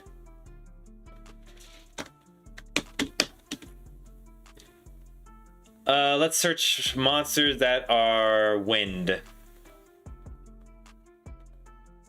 Search. Nope. So that's not gonna be it. How about with 300 defense? Nope. How about with 400 attack?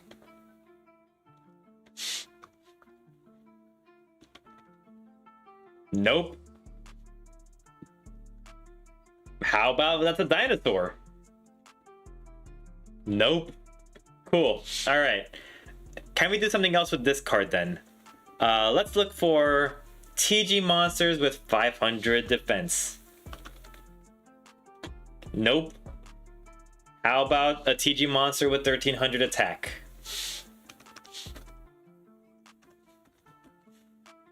Nope. How about a Sea Serpent? Nope. How about water? Okay, let's see what this guy does. A water, fish, 100, 800. Nothing matching the criteria of Psy Reflector. Unfortunate. Damn.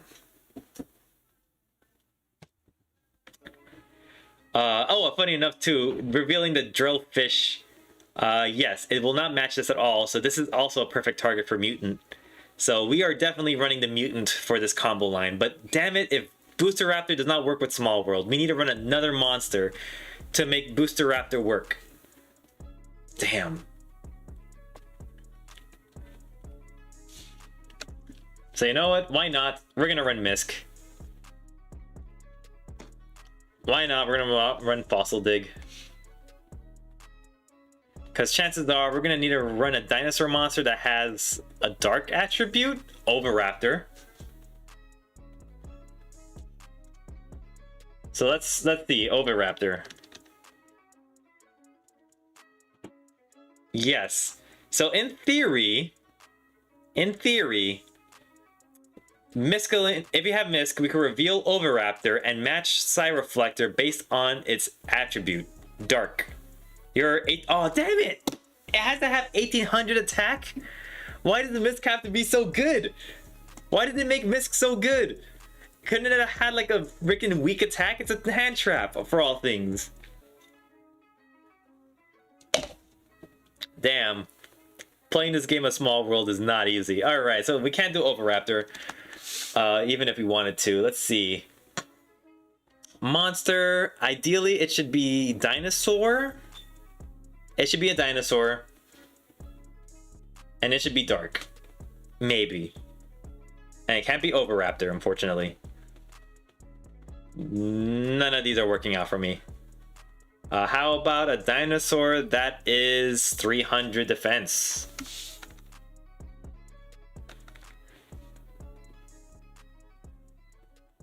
What are you? Let's see. Nothing. Nothing useful. Alright, how about a... Oh, we can't even do it like that. Can we? No, we can. So a dinosaur that is... Well, actually, let me see here. Yeah, we have to... And then... Yeah. Okay, so a dinosaur that is 400 attack.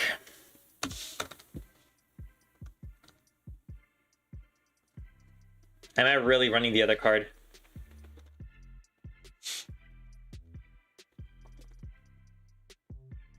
Am I really running this card? Black Velocity. So if I'm running this card, let's see why. Okay. So we happen to draw any of the 3 Booster Raptors. We reveal it. We reveal this card in our deck. And because it has 300 attack and has nothing else in common with Cyreflector, sorry, 300 defense, we could search out the Cyreflector. Perfect. Nothing in common with these 2. Oh, frick, except... Oh, no. That's what makes this difficult. We cannot... They both have 300 defense as well. Is there any other similarity? I guess not. So we can't choose it based on attack and defense. We can only choose it based on attribute. This is the only choice. Thanks. But we're going to be running stupid cards. Actually, I think this is a hand trap, right? If your opponent monster attacks while this card is in your graveyard, you can pay 1,000 life points and special summon this card. You take no battle damage from that battle, but banish this card when it leaves the field. Okay. There we go. Stegosaurus. How about that, guys? Oh, sorry. Cyber Stegosaurus. So we're trying to use Small World to search out our Cyreflector. And the way we're doing that with our dinosaur cards is we're going to reveal this card, Stegocyber, from our deck if we draw into TG Booster Raptor. Because there's nothing similar, but it's dinosaur type. We could then compare the Cyreflector with the Stegocyber with just its dark type. And there you go. We have added it to our hand. I just want to make sure that that's how this works. Reveal 1 monster from your hand and show 1 monster in your deck with only 1 typing that's the same. Banish the revealed monster face down. Add 1 monster from your deck to your hand with the same type as the shown monster in the deck. And then if you do, banish the shown monster face down. So you only need to have this in common with the one you're searching from the deck. So yeah, there you go. So we revealed the Booster Raptor, Stegocyber to the Cyreflector.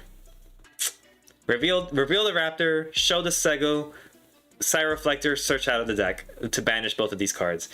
It feels bad, but that's the only way to really get the Cyreflector going. Alright, cool. So we're running 2 essentially dead cards. Can I make the most of this card?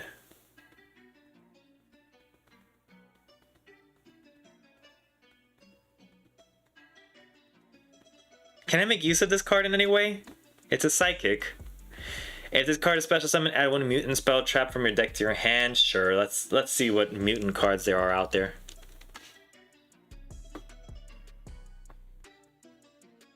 Not fusion summoning. Not doing special summoning. Nope. Nope. That's all the spell and trap cards that they have, right? You can target one effect monster your opponent controls, banish one mutant monster from your graveyard and negate its effects until the end of this turn. Actually, that's not a bad one. We normal summon the mutant, level 5. We go into, I guess, a Salamangreat Almirage.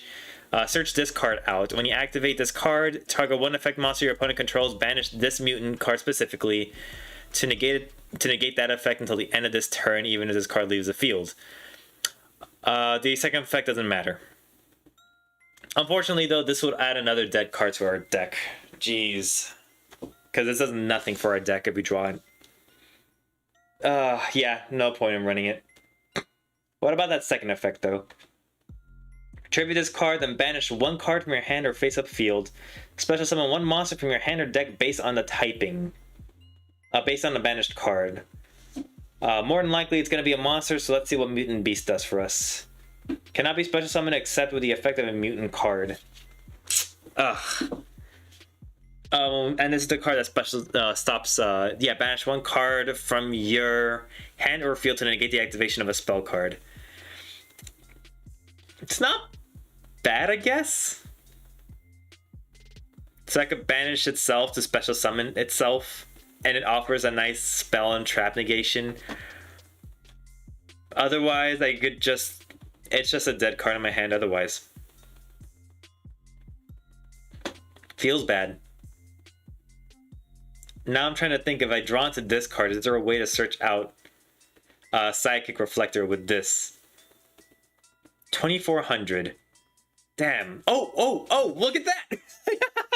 We did it, boys. We did it. So if I have Mutant Beast in my hand and Small World, I could reveal Mutant Beast, reveal Stegocyber. They have the same defense and nothing else.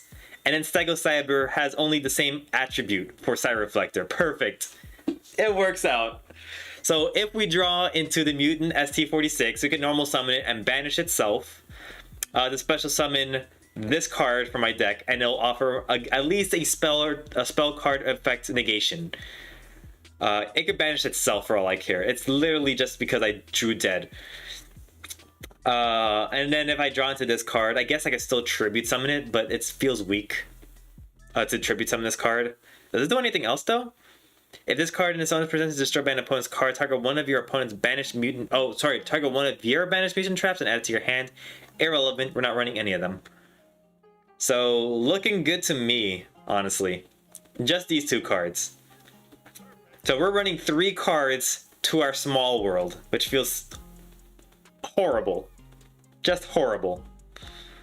Alright, but we're good with that. We definitely bricked ourselves by trying to make small world work for us. But we're gonna try anyways. So with that being said, this is our small world tech. Miscellaneous, I guess, is fine for that extender booster raptor combos. It also doesn't hurt our small world combos either. Oh, how about TG Striker? What do I reveal? Oh yeah, it's a 0 defense. I could just reveal this guy for all I care. Yeah, reveal this to get this. Perfect. TG Striker synergizes well with the deck as well. This is looking good. Alright, and now 2 cards to add into our deck. Let's see what we can add to our deck. Upstart. What else? Was there another card that they added? Ideally, hand traps. Ideally. But this guy really loves his level 1 monster searchers. Oh, Jack in the Hand is not a bad one. Jack in the Hand. Reveal 3 level 1 monsters with different names from your deck. Your opponent adds 1 to their hand, you add 1 to your hand, and you shuffle the 3rd into your deck. Theoretically, I have 2 here. I need 1 more. TG Tank Grub. So there's our 3. They could add 1 to the hand. Unfortunately, though, they will likely not give us a Psy Reflector, but getting this TG Booster Raptor is almost as good. If they give us a Tank Grub, I don't know. Let's see. So your opponent adds 1 to their hand, you add 1 to your hand, and shuffle the third into the deck. So if they add the tank rub, that kind of sucks. So we might want to add a second one if we're going to add the Jack in the Hand. Otherwise, I feel like Jack in the Hand might be the better option. If they take the Side Reflector, we just add the Booster Raptor. If they take the Booster Raptor, we just add the Side Reflector. If they add the Tank Grub, we add the Side Reflector. It's like, it feels like a win-win regardless. They +1 though, which is kind of the unfortunate part. Fortunately though, I don't think they have any way to use our cards here. They have to reveal an Assault Mode card in their hand to use this card, which means it's dead. They have to control a TG to special summon this, and they have to synchro summon a TG. Is that right? Yes, they had to synchro summon a TG monster to get a token out of this card. So they have no way to benefit out of any of the cards that we give them with Jack in the Hand. But we have all the things to benefit from if we choose those cards. Okay, cool. I think instead of Small Worlds, we might go with Jack in the Hand. Worst case, we get a TG Booster Raptor out of it, and that's not terrible, but it does feel bad, honestly. We really want the Side Reflector to our hand.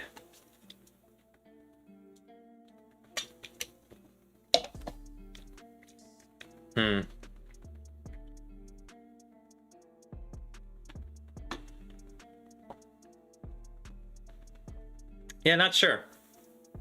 There are other searchers for like level 1 monsters, right? I mean, I guess the there not there can be only one. There's the where art thou is another searcher, but you have to have a level 1 on the field to use it.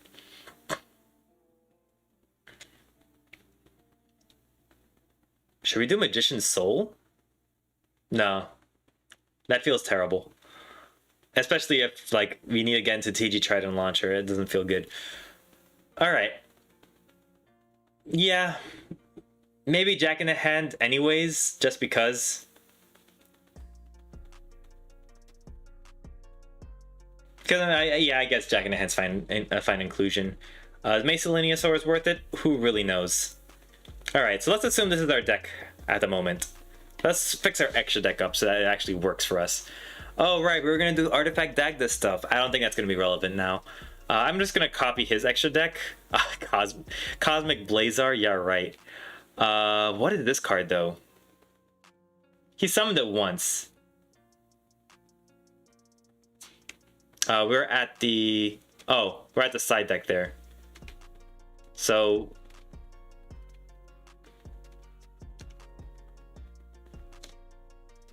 which card is that? Oh, that's what that card is? Never mind. So that's Cosmic Blazar. That's TG Halberd, of course. That's Shooting Star Dragon TG expansion, sure.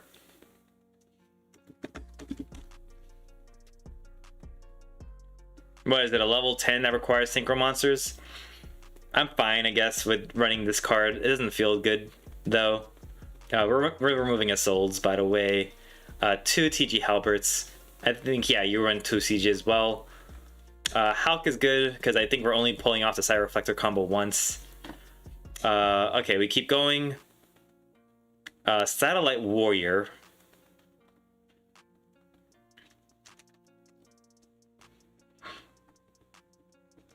TG. Let's go through the synchro lineups here. We run the Halberd. Does he run the Halberd? He better run the Halberd. Yes, he does. Alright. Also, wait a minute. Assault Mode does what? Tributes to special summon. Why doesn't he tribute? Yeah. Because this card, when this card is sent from the field to the graveyard, it basically triggers on Assault Mode activate. That's pretty good. I don't know why he didn't... Whatever, it's fine.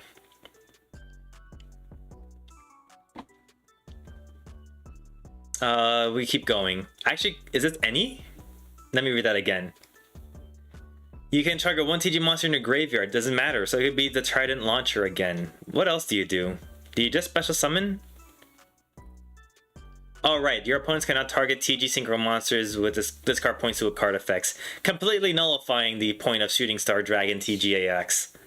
because a monster effect needs to target this card to even activate its effect. Well, I guess this could protect the TG Trident Launcher, right? Or does it also protect itself from targeting? Your opponent cannot target TG Synchro Monster this card points to. Okay, fine. So this could protect my TG Trident Launcher. That would be a reason to run it. Let's go ahead and, yeah, we're going to run the Hyper Librarian. I think we're going to run the Wonder Magician regardless. Yeah, you do run the Wonder Magician as well. The Power Guardian. For what reason, I don't know. Oh, for a non-tuner that you could summon. Definitely running the Star Guardian because you can get it to your hand, right? During your main phase, special summon one TG monster from your hand. Oh yeah, if this card is special summon, you can target one TG monster in your graveyard, add it to your hand, and then special summon that basically to your field. So the Screw Serpent essentially is what it's talking about there. So this is really good. I almost want to run 2 of them. And then we run the TG, one of the TG level 2 monsters. There you go. And then what are the other cards? Oh, run 1. Okay, he runs a Link Karibo. I guess that makes sense. The access code for the big... I guess if you really just need to get big body, go brr. Sure. I feel like there's enough synchros in terms of what we can try for here. Yeah, let's do it. Let's get a big monster that's easy to summon. Access code feels like a good one, honestly. But wait a minute. You don't have enough... Yeah, there's no... I probably don't want that then, don't I? Is there a better one than Access Code Talker? Access Code works well when you, like, use other cards. Yeah, Trident Launcher and Christian are the only Synchro monsters... Sorry, Link monsters. Yeah, I don't think this is a good choice. Especially with how little Link monsters we have. I think we're just gonna go Boral Sword. Either Boral Sword or the Underworld Goddess. I think Underworld Goddess is a safer pick these days. Especially with the arrival at Ignister. I feel like this is good. And it's still a 3k beater that could do stuff, negate stuff, things like that.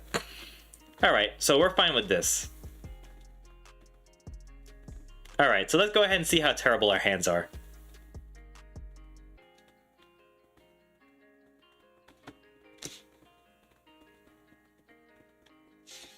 Alright. Small world, but we already have the Cyreflector. Let's go. We go Cyreflector. Get ourselves on normal summon the Assault Mode card to hand. Assault Beast to hand. And it's a good thing we have 2 copies of Assault Mode activate because we need to activate this. Sending it to the grave. Getting ourselves that second Assault Mode activate to hand. Why do you ask? Because this only revives from the graveyard, correct? Target 1 monster in your graveyard. Reveal 1 Assault Mode activate. Revealing this card. Special summoning Assault Beast. And sure, become level 4. Doesn't matter. Because now we're going to link these away. For the Hulk. The Hulk will go ahead and special summon. I think in this case we special summon the Tank Grub. Yes, we special summon Tank Grub. And we don't even... Oh my god, we don't even have a god... Oh, no! Oh, we already normal summoned, okay. Let's think. Small world ourselves a monster into existence. I can't believe this. Let's small world a TG monster into our hand. We're gonna reveal... Miscellaneousaurus. We probably are gonna need a banish. Actually, it could be a Cyreflector. We could reveal a Cyreflector, right? Because we've already determined that this could search out any other card. Oh, it sounds good, Mobile Ace. Alright, so we have Misk... Oh, do they compare at all? They do not compare at all. Never mind.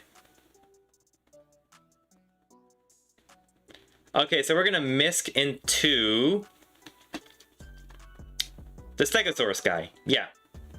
We're gonna Misk into the Stegosaurus, so that our Stegosaurus... Oh, we should just banish it face down at this point.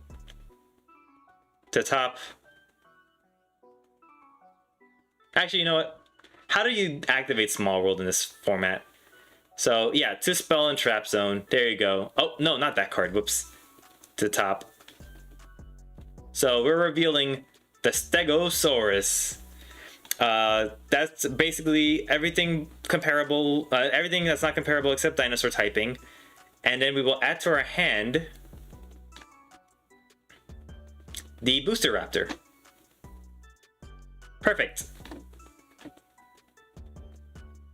So we're gonna banish these two face down. Wait, you can't banish them face down on the field? What? How do you banish them face down?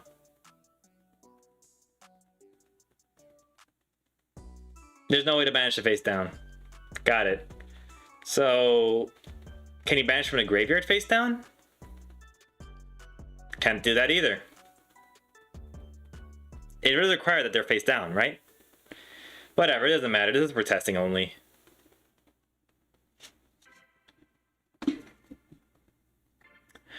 Alright, well, with that being said, we now have a Booster Raptor in our hand. I think that was the only realistic target we could have used. Yeah, that was the only realistic target we had. Oh, we could have fossiled.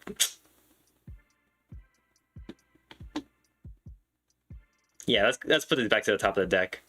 And this to my hand. We could fossil dig that card to our hand instead. What am I being, stupid? There you go. TG Booster Raptors fossil digged into our hand. Level 6 or lower dinosaur monster. Perfect. Now we're ready. Both of these TG... Oh, well, those go into the TG Trident launcher. Perfect. Trident will now special summon the Tank Grub. We'll special summon the TG Booster to the field.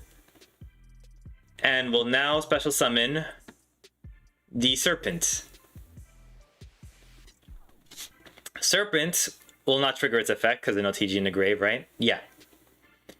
I think what we're going to do is we're going to go straight into... Are we going straight into that? We shouldn't. That's a tuner, that's a tuner. Okay. So this is the only realistic play we should do. We should go into the Star Guardian. Star Guardian on special summon will target a TG monster. It'll be this to add to the hand. Then we use its effect to special summon that very TG Guardian in defense. Or whatever, it doesn't matter. Declaring the effect to special summon a level 4 lower TG monster in my graveyard, which is the one we just sent, the Booster Raptor. And now what we could do is... Wait, that's a tuner, that's a tuner. So this is the only one we could realistically do. Actually, no, we could do this. Those two, for the Reciprocal Dragon, whatever, you could target... Okay, I haven't actually read this card yet. Target one other Synchro Tuner you control, send it to the graveyard, then all the Synchro monsters that were used for its Synchro Summon are in your graveyard. You can special summon all of them. Okay, that's pretty cool. Alright, we'll do that later, though. We're going to special summon that token with the Tank Grub. We're going to synchro these two away. For the TG Hyper Librarian, we could go ahead and use this Reciprocal Dragon effect to send the Star Guardian to the grave to special summon back the Screw Serpent and the Booster Raptor. Right? That's how that works, yeah? If all the Synchro monsters that were used for its Synchro material are in your grave... Ooh, you know what? I don't think it remembers. I think at that point, having removed these two cards from the graveyard multiple times, I don't think it remembers that they're the same material used for its summon. So I don't think we could do that. Okay, so to grave doesn't really matter.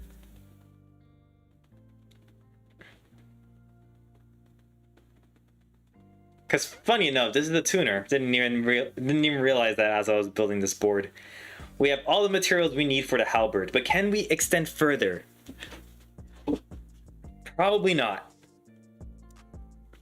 We just made TG Hyper Librarian for no reason, didn't we?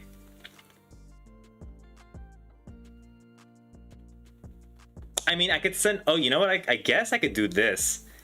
I could send itself... Right? Oh, other. God damn it. Other. Okay, so I can't even do that. Alright, fine. That's the ends of our plays here. We go into a halberd. Next turn, yeah, you could immediately after. So what would we want to summon with halberd cannon? Not Hyper Librarian. Unless it's on any special summon. No, it has to be Synchro summoned.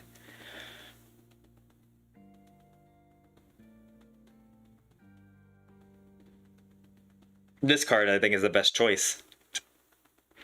Synchro summon using this card you control. That's not even relevant. I mean, I guess we could get the Miscellaneousaurus. Okay, let's think about this a little more. Do we have a level 6 that we could summon? No, we do not. Damn. Because Miss could theoretically get us a another copy of the TG guy. So that means that we could get a level 6 on board. But no, this is the best board we got. So during the opponent's turn, we activate the assault mode activates, tributing this guy for we didn't even run the halberd cannon in our deck. God damn it. We're dumb. But that's what would happen. We would trigger the effect of the TG halberd in the grave, because it was sent from the field to the grave. Target one TG monster in your graveyard. Is it gonna just be the Hyper Librarian? Feels weak. Feels weak, man. But whatever. Hyper Librarian it is.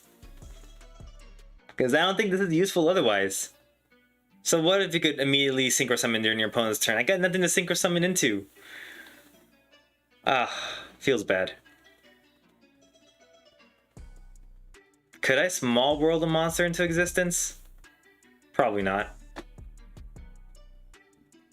Yeah, okay. So we gotta fix that deck for that reason.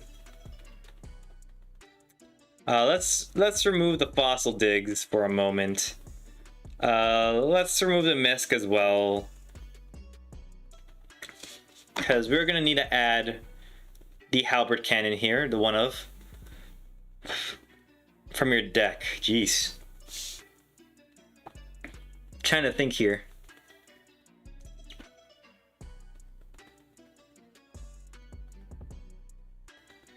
Okay, yeah. Because what if we draw into this? This is like a brick, and this essentially stops us from using assault mode activates permanently. Unfortunate, but I think that's how it has to go. Should we run Small World too? We have Jack and you know what? Yeah, we're running the Small World. It feels right. Worst case, it could get us another card, another TG card maybe, if we really need to extend further. The Tenki's not bad because we could get more TGs in the field, and that's it. Yeah. Is there a way to search the Psychics to our hand though? There's got to be at this point in the game.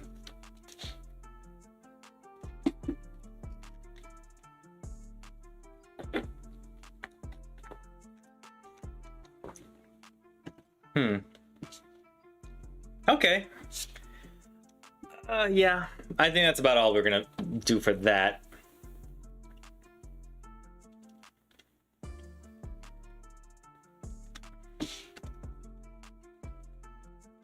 Screw it, Misk and Upstart.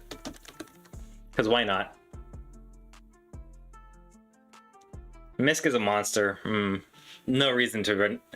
No reason not to run it, I suppose, because I can't think of another card to fill in the gaps. We could put one hand trap in there. But alright, let's see how this works out.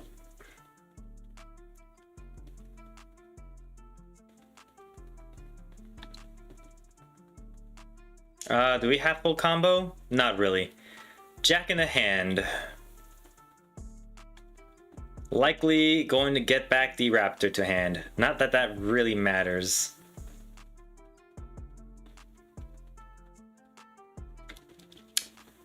If you control a TG monster, you can special summon this card. Perfect. Oh, it has to lose 1,000 attack, huh? I could normal summon this, special summon this. It's not bad. Yeah. Normal summon this to special summon this, it becomes 300 attack. And yeah, we'll link it off into full Hauka combo. And yeah, it has to be a tuner. Oh, you know what? I could save the go. Oh, it has to be a TG monster though, so it doesn't even matter. All right. So then we special summon from our deck. Oh, you know, we should run the Call by the Grave to out those hand traps. And we should run more copies of... Wait, why do we run Jillfish? Oh yeah, special summons itself. That's why. Where are you? Where are you? Where are you? I didn't draw onto you. No, there you are. And then we just go full combo. Actually, we go better than full combo. We could summon the Serpent immediately because we used up TG monsters.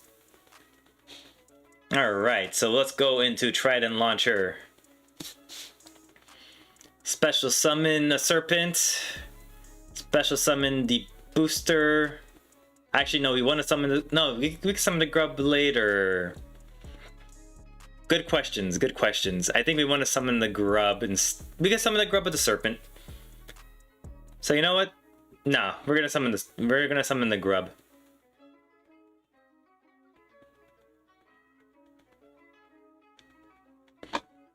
And then what do we summon from our deck if we had a choice? So we just go like with the known strats.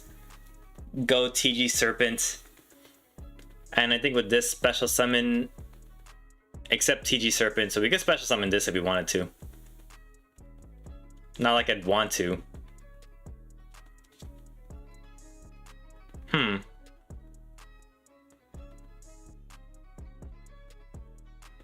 Oh, cool. If this monster you control uses a single material for a TG monster, you can treat it as a non-tuner. Ooh, I like that a lot. Okay, cool. We'll do that.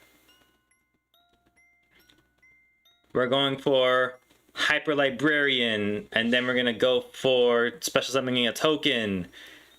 Using this to special summon the reciprocal guy. Reciprocal, we're gonna draw a card from that. Using reciprocal guy to... Are we sending this to the grave? Yep, we're sending Hyper Librarian to the grave. To get back those two monsters, the Screw and the Tank Grub. We're gonna send these two to the grave. Get back, go for the Star Guardian. Star Guardian effect, add back the Raptor to hand, sure. Yeah, we have to special summon it yet. And we only control TG monsters, right? TG monsters, you can special summon this card from your hand, cool. But what would I want to do that for? Because it feels like what I need right now. Actually, level 4 lower, so you can't do the Hyper Librarian play. Oh, that would have been pretty good to use the reciprocal Dragonfly as a synchro material and then get the Screw Serpent to special summon it back. But right now, we're kind of in a pickle. Because I think we're going to need to add the Serpent anyways. So to grave, we're going to add the Serpent to hand. To then special summon it to the field.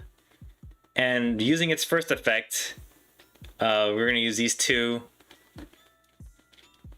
For what? Power Gladiator? Sure. What do you do?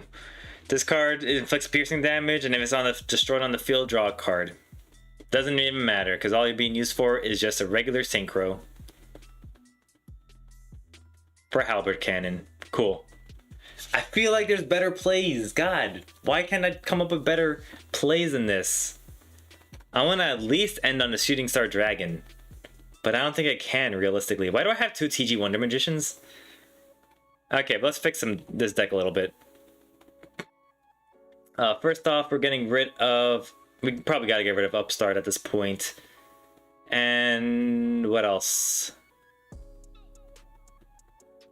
We need to add a second Tank Grub, that's for sure.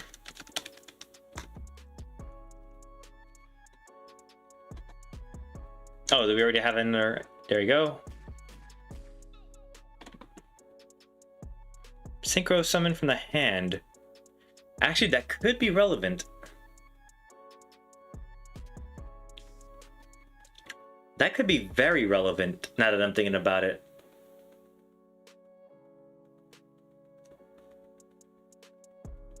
We could add one of them.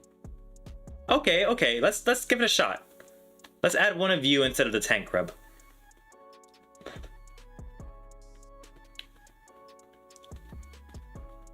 Alright. And let's remove a Jack in the Box for a Called By. Let's save the deck, and let's try it out now.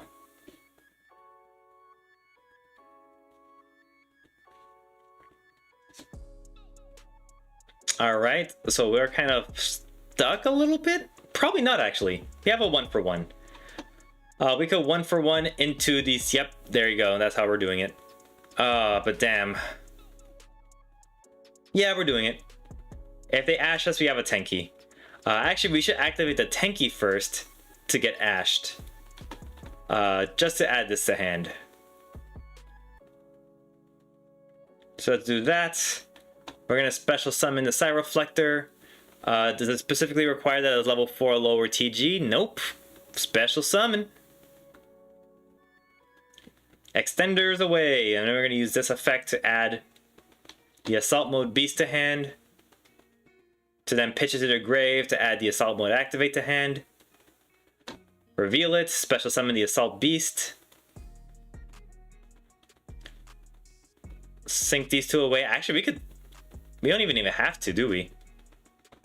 Give me a moment.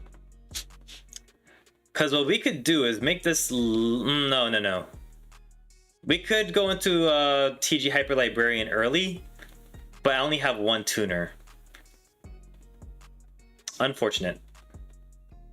If I have one tuner, yeah, there's no real good way to do it.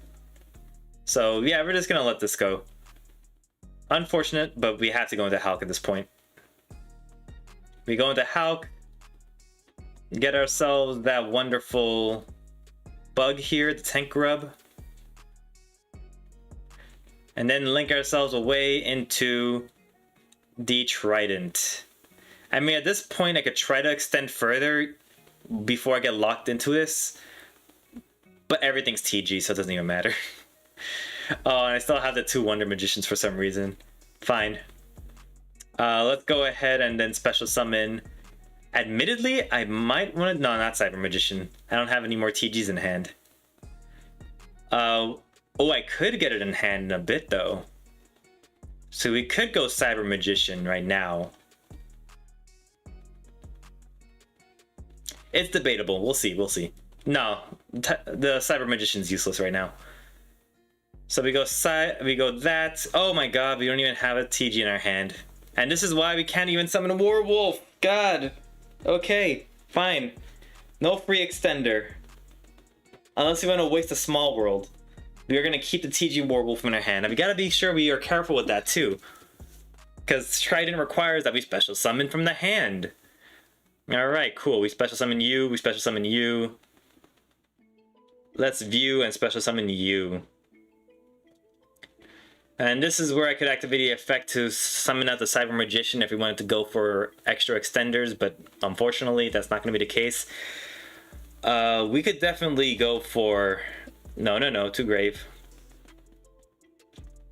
We could go for special summoning the Booster Raptor though with this card. By banishing it. And it's unaffected, so we could actually put it outside of our zone, funny enough. Then we could go ahead and go for the combo plays here. I think what we'll do is... I really want to make the TG Librarian first. How we do that, I'm not sure yet. We have these 2 cards I've been going to. Oh, we can't even go into Hyper Librarian first because we're stuck with the Screw Serpent. Yeah. Well, we don't even have to do this yet.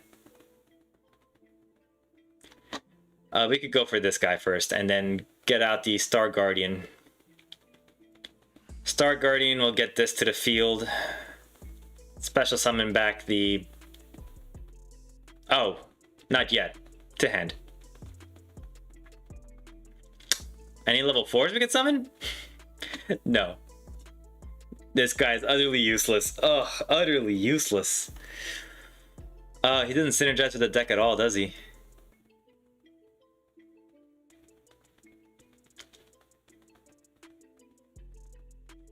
I mean, yeah, I guess you could normal summon you. Special summon you. Get you to... Whoa, wait. We'll keep the tank rub. We're gonna get rid of the Booster Raptor and the Screw Serpent for the Hyper Librarian now. Frick, we can't do that. Because now we need an extra body to frickin'... Fine. It's so hard to get into the Hyper Librarian in its own deck. Why is it so hard to do that? Alright. So we're gonna link these two away. We're gonna go for the reciprocal whatever. Get our token out with a tank rub. Then use the Screw Serpent. And do we care about using the Warwolf at this time? Is there a level 7 that we care to get out? I don't even think there is. There are no level 7s that's worth getting out now, so we're just gonna go ahead and link these two away for sure. Why not? Hyper Librarian. It's too late though, because we've already done all the synchro summoning we needed to get this, and this into Halberd Cannon. So literally he was there just to be a name. Incredible. This feels bad. Sets, next turn we could tribute it away. And actually that's not the worst, because I guess with this on the board we could summon out the Star Guardian. And Star Guardian can quick effect this away for a level 8. But we have no level 8s. We have no level 8s. Okay, cool. Is that why he runs the Black Rose guy? The Black Rose... the Blood Rose Dragon, I think it's called. Oh, does he even run the other guys as well? He runs the Warwolf. And I can see why he runs a Resonator now, because that gets you a tuner and a monster in the field. Still, I feel like there's better ways if you're just going into Hyper Librarian. Sorry, if you're going into Halqifibrax. I mean, we can still run Plague Spreader. It is a 1-card Hulk that starts our entire combo line. And if we hard draw the Assault Mode Halberd guy, the Plague Spreader could definitely help add it back into the deck. But that'd be a moot point, considering that we don't even have the Assault Mode to use it with. A very moot point. What can we do instead then? Oh, by the way, I'm pretty sure I'm ready, Mobile Ace, if you're still there. At this point, I'm doing fine tweaks to the deck. And the stream does end in about like 15 minutes, so if you want to go for a duel before then let's go ahead and do that now before we run out of time. Let's see though. These are just extender plays. We do run the Call the Haunted to make sure that that goes through.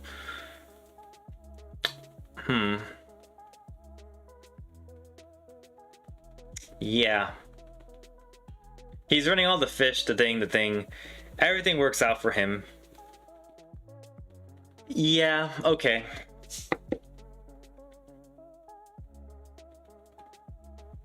We don't need 2 TG Magicians. We could just do Plague Spreader shenanigans. Actually, before I do Plague Spreader shenanigans, let me see one thing first. 400. Damn, 400 might be a problem. You're a zombie that's 400, 200 dark, but you're also dark in a zombie. Damn. Actually, there you go. If you have Plague Spreader Zombie, we could reveal the TG Warwolf because it's a Beast Warrior with 1200 0 as its attack defense.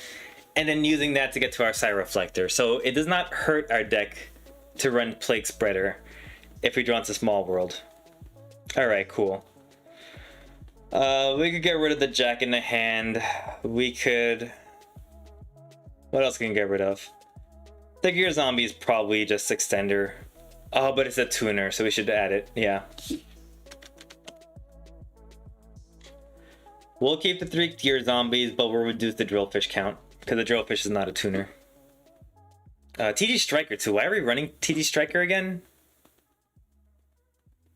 Yeah, but there's no reason to run TG Striker in our deck. So let's just run triple Drillfish.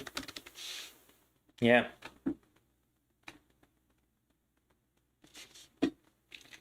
There we go. So 3, 6, 9, 12, 15, 16, 17. We have 17 TG monsters in our deck. We should be able to draw 2 of them, or 1 of them. Alright, cool. So let's sort this deck out. I'll just type in the chat in case you're still there but just gone. Oh, what's the... Okay. With that, we'll save the deck. And we're gonna run one more card. What card should we run? Oh, we should run a really good level 6 or level 8, because that seems like the two levels that we run into a lot. We have level 3, we have a level 1. Level 4 gets us into the plays. Yeah, okay, so we're gonna run a good level 8 synchro.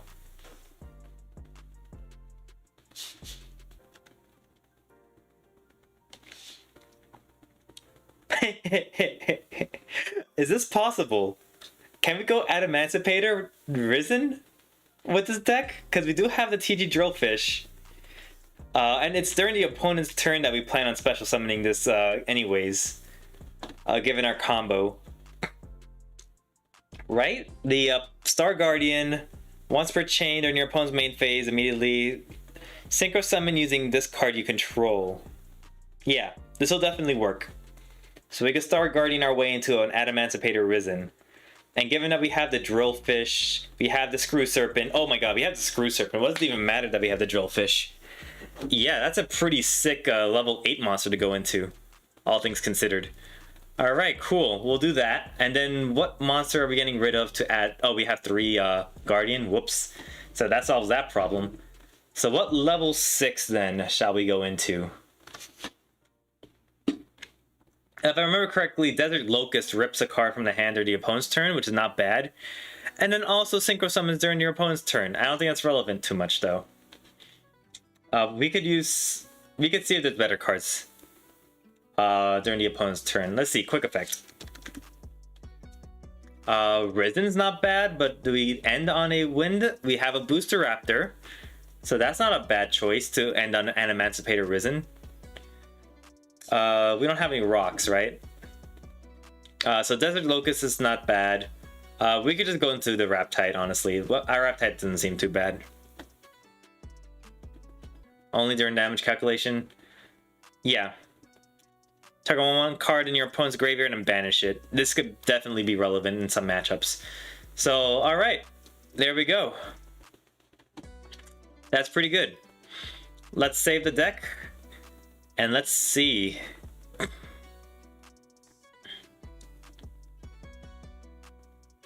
We have the Cyroflector full combo. So I'm gonna skip a few steps. Cyroflector searches out the beast to send to grave to add the assault code to hand. We special summon the assault beast with Cyroflector to go into the Hulk. Special summon out with the Hulk effect.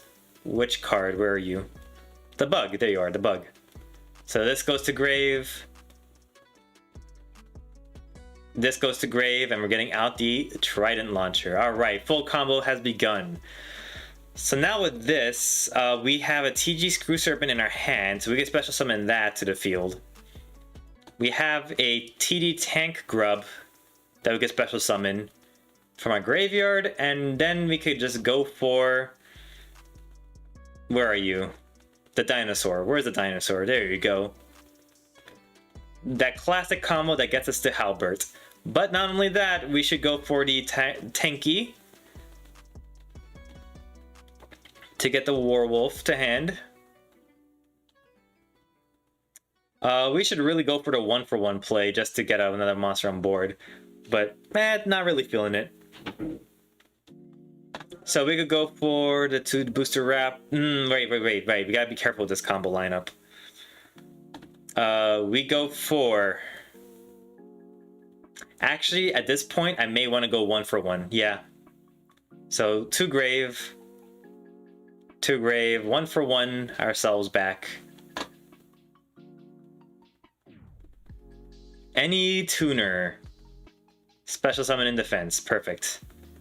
Zombie, you're pulling through here. And actually, it could be this guy too. Not sure why we'd want that, but hell, why not? Alright, so we got that. So now what we can do is we could synchro these 2 off. Into a librarian? Damn it. Damn it. Even with an extender, it becomes difficult to work with this. God. Okay, let's think a little bit. How do we get a Hyper Librarian first while allowing us to go through combo plays? Okay, to top of deck. Let's special summon this instead.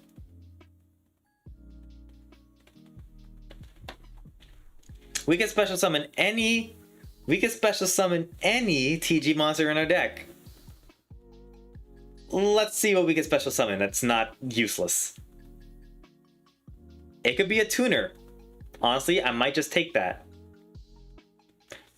And this is where TG Striker would actually help us out, honestly. That's funny. Because that's a level 2 to our level 3. Damn it. Okay, we're gonna add the TG Striker for this scenario. So let's just imagine that this Cyber Magician was a TG Striker in our deck. So let's add this back to the top of the deck. This is special summoned. No, we're not overlaying, we're moving. Okay, so there we go. This is a level 2 and a level 3 into a Hyper Librarian. We could do these two now into the Star Guardian. This will draw us a card. Doesn't have to be Raptor, right? We should shuffle first. It could be anything. Screw Serpent, sure. We then use Star Guardian's effect to... Oh, well, we use the Tank Grub's effect, special summoning. And this should actually be over here, honestly. Special summoning this over there, sure. We'll add this to hand. Not like it really matters. We'll go ahead and special summon it. We'll use its effect now to special summon... Ooh, wait. Yeah, the Tank Grub, sure, same thing. Because all we care about now is synchroing you two for this guy right here. And now what we could do with this guy is send stuff away. Yes, yes, yes. Okay. We can draw a card for this. We could send the Star Guardian to the grave. What did we use for Star Guardian again? We used the token. Right. We can't use Star Guardian then. This is 2 into a level 6 if you really wanted to. Damn. Tricky. This Serpent is doing nothing for us now. We can't go into anything else because that's level 6. I mean, we drew into a Werewolf. Special summon level 4 or lower. That's level 5.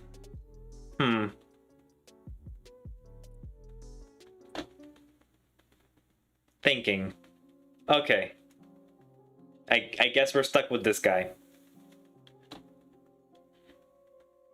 We drew into this card as while summoning this guy. So unfortunately we don't get the... Oh wait, no, we can trigger this. Right? No, this is on special summon, on synchro summon, draw a card. And that would lose our timing to the Werewolf, unfortunately. Damn. Alright, so we can't summon that out. It's fine. We'll just go into the play then. You could also summon Gladiator if you really wanted to. Or should we summon this guy first? Interesting. We could summon the Shooting Star. Let's look back at that again.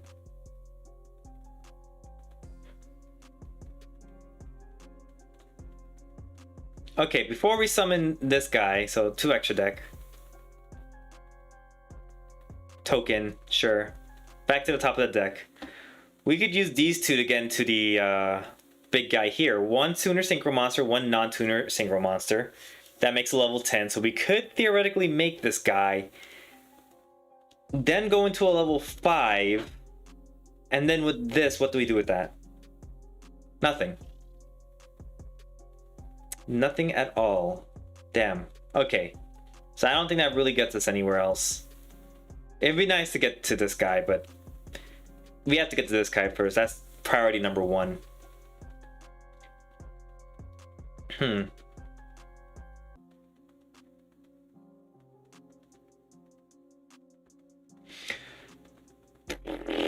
Damn. That's tricky. Yeah, okay, we're sticking with the initial plan then.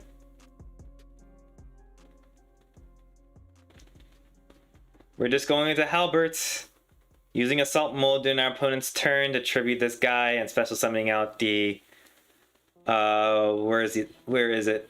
Was Halberd an extra draw? No, it's our third draw. Special summoning Halberd. It actually doesn't matter that it's over there, so we can just move it to another area.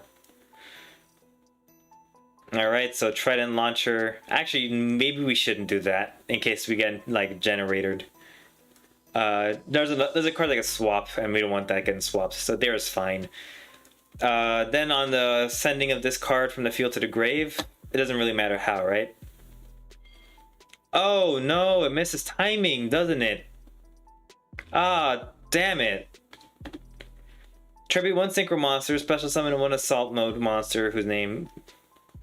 It misses timing. Boss monster of the TG deck. Misses the timing. That feels bad. So when this card is sent from the field to the graveyard, you can... The last thing that happened was special summoning a synchro, this guy on the field. So that isn't happening. Unfortunate. So you're just sitting here pretty. This guy is going to offer whatever protection it can. We do have the 1-for-1, and we did draw a lot of cards, so maybe it wouldn't be bad to, before ending our turn, 1-for-1ing this guy away. What do we get out?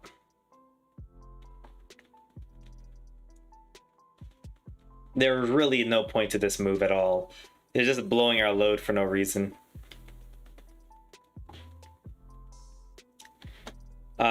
Do we do TG Wonder Magician? No. Honestly, Star Guardian. No, that's not even good either. If this card in the field is destroy, draw a card, sure. Fight me. There you go. This is like the best board you could make out of this. I mean, it's not bad. Negate to summon and destroy all their... Banish all their special summon monsters, mind you. But man, it would have been cool to like get out with Halberd Cannon's effect, the Star Guardian, synchroing into the freaking level 8 guy and just really getting a Omni Negate along with a special summon negate on the board.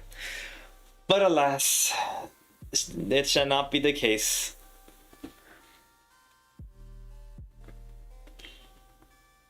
Yeah, alright. I mean, literally a Dark Hole ruins my day. A Dark Hole will remove these two cards. I get to draw a card, I get to special summon, sure, the Halberd Cannon. What's worse than a Dark Hole that's relevant in this format? I mean, Lightning Storm. Holy crud, Lightning Storm. Let's go ahead and set this to defense because of Lightning Storm. But what else? I mean, Dark Ruler it won't stop me from negating special summons. I can't negate Nibiru. Nibiru will stop that card like in its tracks. There's no way to recover from a Nibiru play. Damn. There's a lot of things that could wreck this deck. But hey, summoning a Halberd Cannon Assault Moon's not a bad feeling. So I'll take that. It's already 9 o'clock, so I think I'm going to go ahead and end the stream here. Let's go ahead and see who we could stream to, though, to go ahead and share the love here from whatever viewers we may have. But yeah, I'm going to go ahead and leave this deck profile on the screen now. It's the best you've got. We're utilizing Small World, which isn't a bad thought either. But let's see. We have a lot of streamers today. I don't really see this many on the stream as often. So let's go ahead and see who could use some love. Have I streamed to Stevie Blender before? No, I think he streamed to us. So I think we're gonna go for Stevie Blender this time. Yeah, based on the follow channels I have, I think Stevie Blender might be the safe choice. So let's see how he's doing. So there we go. He's talking, he's doing some things. I say, yeah, let's go ahead and give him a raid. It won't be much, but hell, it'll be something. So, going for it now, let's go ahead and do that.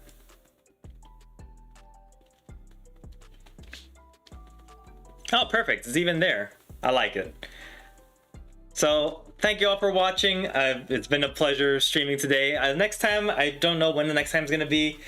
Friday most likely, but I'm thinking maybe sooner depending on how my schedule looks like after, I don't know, Monday. Oh, speaking of which, if you're from the Mario Maker stream, I will not be here on Monday. I will go ahead and announce a different time for streaming the Mario Maker stuff. Just want to let you guys know in advance, but chances are you're going to probably figure it out on my next post on Discord. By the way, there will be a game night. Well, I can't say there will be because game nights haven't been... I haven't been able to attend most of the game nights. So I might have to cancel tonight's game night as well and wait till, you know, we get more people involved.